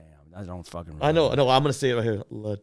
Sam Chow, 80 bars. All I know is that freaking E40 was good that day, and then there was freaking T.I. and T.I. Tech and 9. Tech That was the first 9. time I ever seen Tech 9. Oh, dude, that was great. Hold on, Yeah. let me see. Man. But like, it just didn't feel right because like we were backstage, and those two are the ones that put everything on. And I mean, they're the guys that helped Nicki Minaj make that song fly. But like, the Rasmus. backstage, Raz Simone, Yeah. dude, that backstage barbecue sucked. I mean, the food was good, right? But like, the Ezel's chicken was better at the Gorge. we were back there, we were waiting, like we were like, okay, where's the artist coming out? Like, is Tech 9 gonna make an appearance? Man. 40. I didn't know you guys had backstage. I went there. I was there. Yeah, so I saw you guys was the there, year- remember? I that's what saw I'm saying. y'all. That was that picture Yeah. I was referencing. I was like, Yeah. that picture you thought we were doing like in 2012, all three of us. No, that was a 15. That was the last Summer Jam that ever happened. And I actually I didn't like left. that summer. I mean, Tech 9 was dope. T.I. was dope, but it wasn't my favorite. Like, it was not memorable. That's what I'm to me. saying. Like it was very. There were far more memorable shows than that I got. I think what ruined it was the local artists. Yeah, I there's really too do. many. But like we were backstage and we were just hanging out. But dude, like nobody came out. No T.I., No Tech celebrity 9. wise, like nobody, no radio show personalities besides Eric. Yeah. Eric We got Powers to and see. We Dirty got to Eric. meet Charlemagne the God. And Like then- how big Charlemagne the God is right now. Yeah. Like it's crazy. Like Nessa. Yep. And Look at Nessa on MTV, man. I remember And then asking Colin her- Kaepernick's her boyfriend. Yeah. Yeah, Like, I remember just saying to Nessa, like, man, how are you able to do all this stuff going on MTV and then being on KUBE and then on MTV? And it's now like, she's with she Hot said no sleep. 97. Hot 97. No, I think she's not on Hot 97. She's on MTV. Oh, is she? Yeah, because she's on that Teen Mom thing that my mom's watching. I was like, Mom, I met that girl. I met Nessa at Summer Jam. I knew Nessa when she was on KUBE. Yeah, but that summer jam, it was like, oh, go meet Clem Rashad and Will Jordan. But we're like, who wants to do that, man? I mean, the free food was cool, but Yeah. I mean, other than that, that was like that final year. And that's when I moved. Like I moved a couple months later to Idaho. That I was like, I didn't know what to expect, right? Because I went to a Job Corps center, and I was like, I don't know, like if I'm not gonna see Sam again, am I gonna see my family again? I didn't know what to expect, right?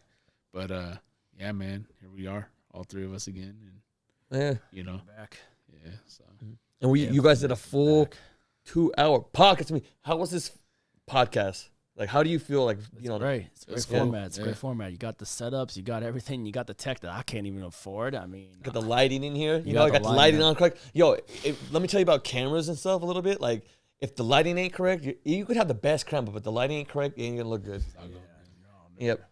And I got a couple things I want to give to you guys. First off, DMX. So you posted about DMX. You can definitely grab the DMX. Yeah. Put that up on your wall. Yeah. Oh shit! Hold on. Now I know you like Selena. You need to take the Selena one, or Wait, how many? Do you have multiple? unless of these? or the MF Doom is mine, but there's a Nipsey. I'm gonna take the Selena one for You sure. like the Selena one? Oh yeah. I'm gonna do X, man. Wait, don't you have? You sure? Because you have. I gotta be sure you got multiples of these. That you can put another one of these back up. Oh, I'll get them back. Don't worry. that's part of my thing is when you have you guys here, like I appreciate that because this is 2 hours out of your time that you guys got to come on here. Like I want to make sure like everything is good. You guys are this is like the DMX one and the Selena one. Those are artists that are like hold dear to me. You know what I mean? Like man, my buddy Scotty would love this. I'm gonna put this in my room. That's for sure. Yeah, Nice, like man. those are one of ones, man. I mean, that's what I'm saying. I hope you had another one that you got. Oh, don't worry. I got like the MF Doom.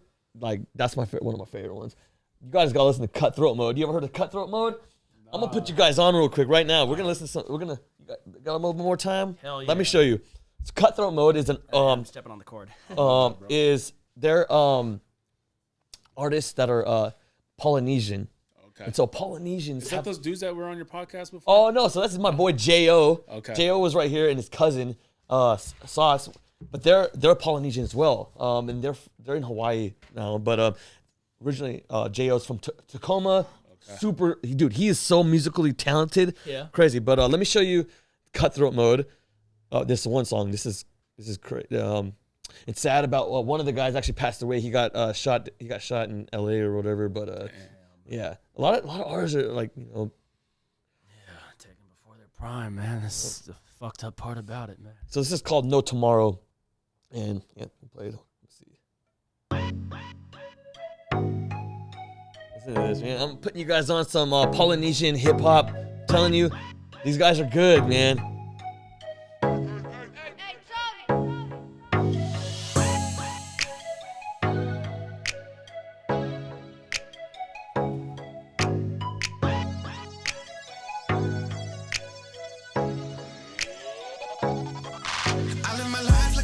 See tomorrow, so I light up the blunt and smoke with my homies and taking them swings at the bottle. I ain't living right, I'm not the one you should follow, cause I fight through the pain and live with the scars. I'm going out like Apollo. I live my life like I ain't gonna see tomorrow, so I light up the blunt and smoke with my homies and taking them swings at the bottle. You like it? It's a banner. Yeah. Hey, it's got that old school whiz feel, bro. Came out 2018, right? Ready? Yeah. Promise tomorrow. Hit the homie, tell him grab a bottle. Hit the studio and drop a Bible. This the type of shit that I die for. This the shit you can apply for. Gotta know about survival. It's been a hell of a ride and we've been through the worst, but we still alive though, man. Fuck the system, got me stressing. Life we living, ain't a blessing. Game we chose is so congested. Cutthroat mode, so aggressive. Love the struggle, gave me lessons. Niggas obsessed with the same possessions. I know that game and it ain't impressive. I do my thing and I stay progressing. But if I die tonight, just let my children know. Focus on your goals and don't take shit from no other individuals and stay original. Nah, if I die tonight, just let them know that I live my life like I ain't gonna see tomorrow. You like that beat though? The bass, man. The bass. Yeah, you enjoying it? Definitely Subwoofer banner, man. yeah. That right there is Cutthroat Mode, No Tomorrow. See, this it's like that's what I love about music. Hip hop is a great thing, but you hear it from other cultures and Selena, like in the Latin music, that's like huge. You got, your East Coast rap, you got your West Coast rap. Nipsey Hussle actually did a song with King Lil G. If you don't know King Lil G, you see King Lil G right there? He did a song with King Lil G. Like, I don't know if you guys know who King Lil G is. Yeah. And, great music is great music. So. Exactly, man. It's the vibe of life, man. It's just that vibe of life. Everything you got to do, man, just vibe. You got to just keep the vibe positive. I've never met someone that hates music. Like, I just hate music. Nah. Everyone loves music. It's just like I think music is like the universal language. You think we would have so much hate in this world if people listen to every genre of music, like instead of just picking one? Like for instance, like I said earlier, my parents listen to only country music. You know what I mean? Yeah. Like, you think if people really just listen to everything, like you said, it's universal. Like everybody, has a different story with their music. So that's true. Yeah, like my mom, man, she actually is the one who put me on Tupac. Oh, really? My mom did. You guys met my mom ever? Yeah, we met her at the taco place over in she bought Ellensburg. his double album. I can't remember which album it was, but it's a double album. I think the double album was All Eyes Was on Me. Yeah, she bought that. She bought that album. It was crazy. I actually had my mom on the podcast. Oh, really? She's got an episode. I did a podcast with Romeo. I did one last year was his first one on his birthday. That with the Funko Pop. Yep, we did that one. Now we're gonna be doing one on every year of his birthday. Okay, yeah, that's okay. But yeah, I mean, this is definitely fun. We got to do this again real soon when your schedule ain't busy. But I think we should let the people know the next time around, game night and freaking cigars. Definitely. You guys want to let the people know where they can find you? Like what can they find Sam Dogg and Adam? What's you want to put your socials or anything? Well, you can find Sam Dogg The Infamous 253 on YouTube with my football stuff. I ain't got a lot going on right now. I mean, you can find me on Instagram at the same name, but it has underscores in between each name. Each name with Sam Dogg The Infamous 253, and that's pretty much how you can find me on Instagram. Pretty much, yeah. Yeah, and I have a YouTube channel. It's the Adam A Vlogs. But I gotta accept the request though, because I'm kind of private about with my social medias and that too. I only like to have people that I can trust on mine. Yep. Yeah, so I have a YouTube channel, the Adam A Vlogs. It's just a little bit of everything, and then my girlfriend and I, if anybody wants to check out like concerts and stuff that we do, in our little travels, it's Adam and Fab Adventures. Oh yeah, yeah. I definitely have to subscribe to both of y'all. Definitely like. Putting out content, man, it's like if you're trying to put content out, just put it out. Yeah. You know what I mean? Like, exactly. I had a thing where it's like, oh, I gotta do this. It's not perfect, or I messed up here. Like, put out things that are good. Don't always put out perfect, because then you'll never put out anything out. That's my little thing, you know what I mean? Exactly, man. Exactly. We just definitely got to set it up. But I mean, how are we gonna make this thing like next time live? If we gotta find a way to make it go live. I mean, I think. Oh yeah, I can definitely go live. And then what did I have that thing? I have a little sign. It says live and it lights up. Oh really? But so if I went live, I would have my laptop here. It's called OBS. It's a program that allows me to stream live. We could either go through Facebook. What would you want to? Oh, YouTube, right? You would want to YouTube. You would have to go to YouTube. You can. It's the same thing. You OBS and you put the URL in the US on there. But I would actually stream it probably in a lower quality, probably 1080, maybe 720, just because of CPU and all the it's just a lot of processing. We could keep it like this, where we were doing it. We're gonna do all the edits later. That's another thing we can still do too. Yeah. So with this, I'm not really editing it. I'm not gonna cut anything. I just do an intro, outro, But dude, this right here, this file is gonna be like 100 gigabytes or something. You know what I mean? Like it's a big file. Yeah, we're pushing what? 2.5 hours? Yeah, dude. 2.5 hours. I've done this might be my third, maybe almost my third longest. Usually it's 2 hours. I've done one 4 hour long one. I did one a 5 hour long with the DJ. Oh really? Dude, this one time, Game night and cigar one's gonna be a long one. Yeah. That's a giveaway right now. That's gonna be a giveaway. Oh yeah. Or maybe do some reactions to some videos or something. Whatever you guys want to do, man. Vibe out. People could hear the music that we're playing. Oh yeah, right? when I put it on here, they can hear. So that one is I mean, I'm not too worried about getting flagged because it's fine. It's in the song. I look at a few, but when you play bigger songs, but Gotcha. Yeah. Let me see if I can play this one part that you guys might enjoy. It's just something to go by, man. Something to take you to that next day, and then we can just end it there. All right? Yeah. Take you to let me see. Hold on. Let me see if I can stop this real quick here.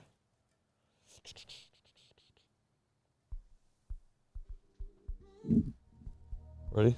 If I was to narrow down the 3 most important keys to my success, I would definitely say consistency. Because, it don't happen overnight. And there's going to be moments when it's really, really frustrating.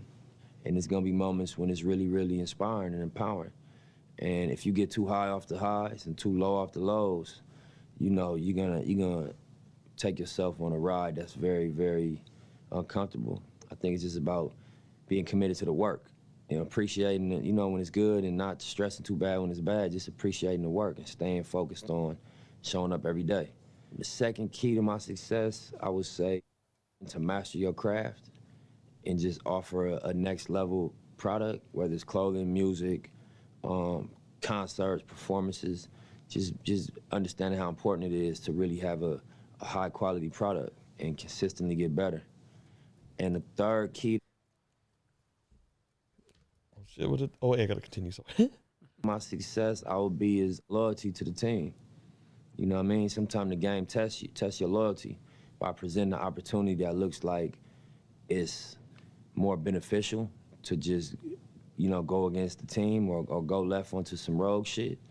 But when you stay loyal to the team, you know, you're not tempted. When you've already committed to being loyal to the team, those things don't tempt you. That's it right there, you guys. It's the More Than Just Music podcast. If you enjoyed it, make sure you smash that like. If you're new around here, hit the subscribe, join the family. I want to thank my guests for coming on. This is just part one. We're going to keep it going. But we'll see you guys in the next video. Peace. Peace. All right, guys. Woo, we did it.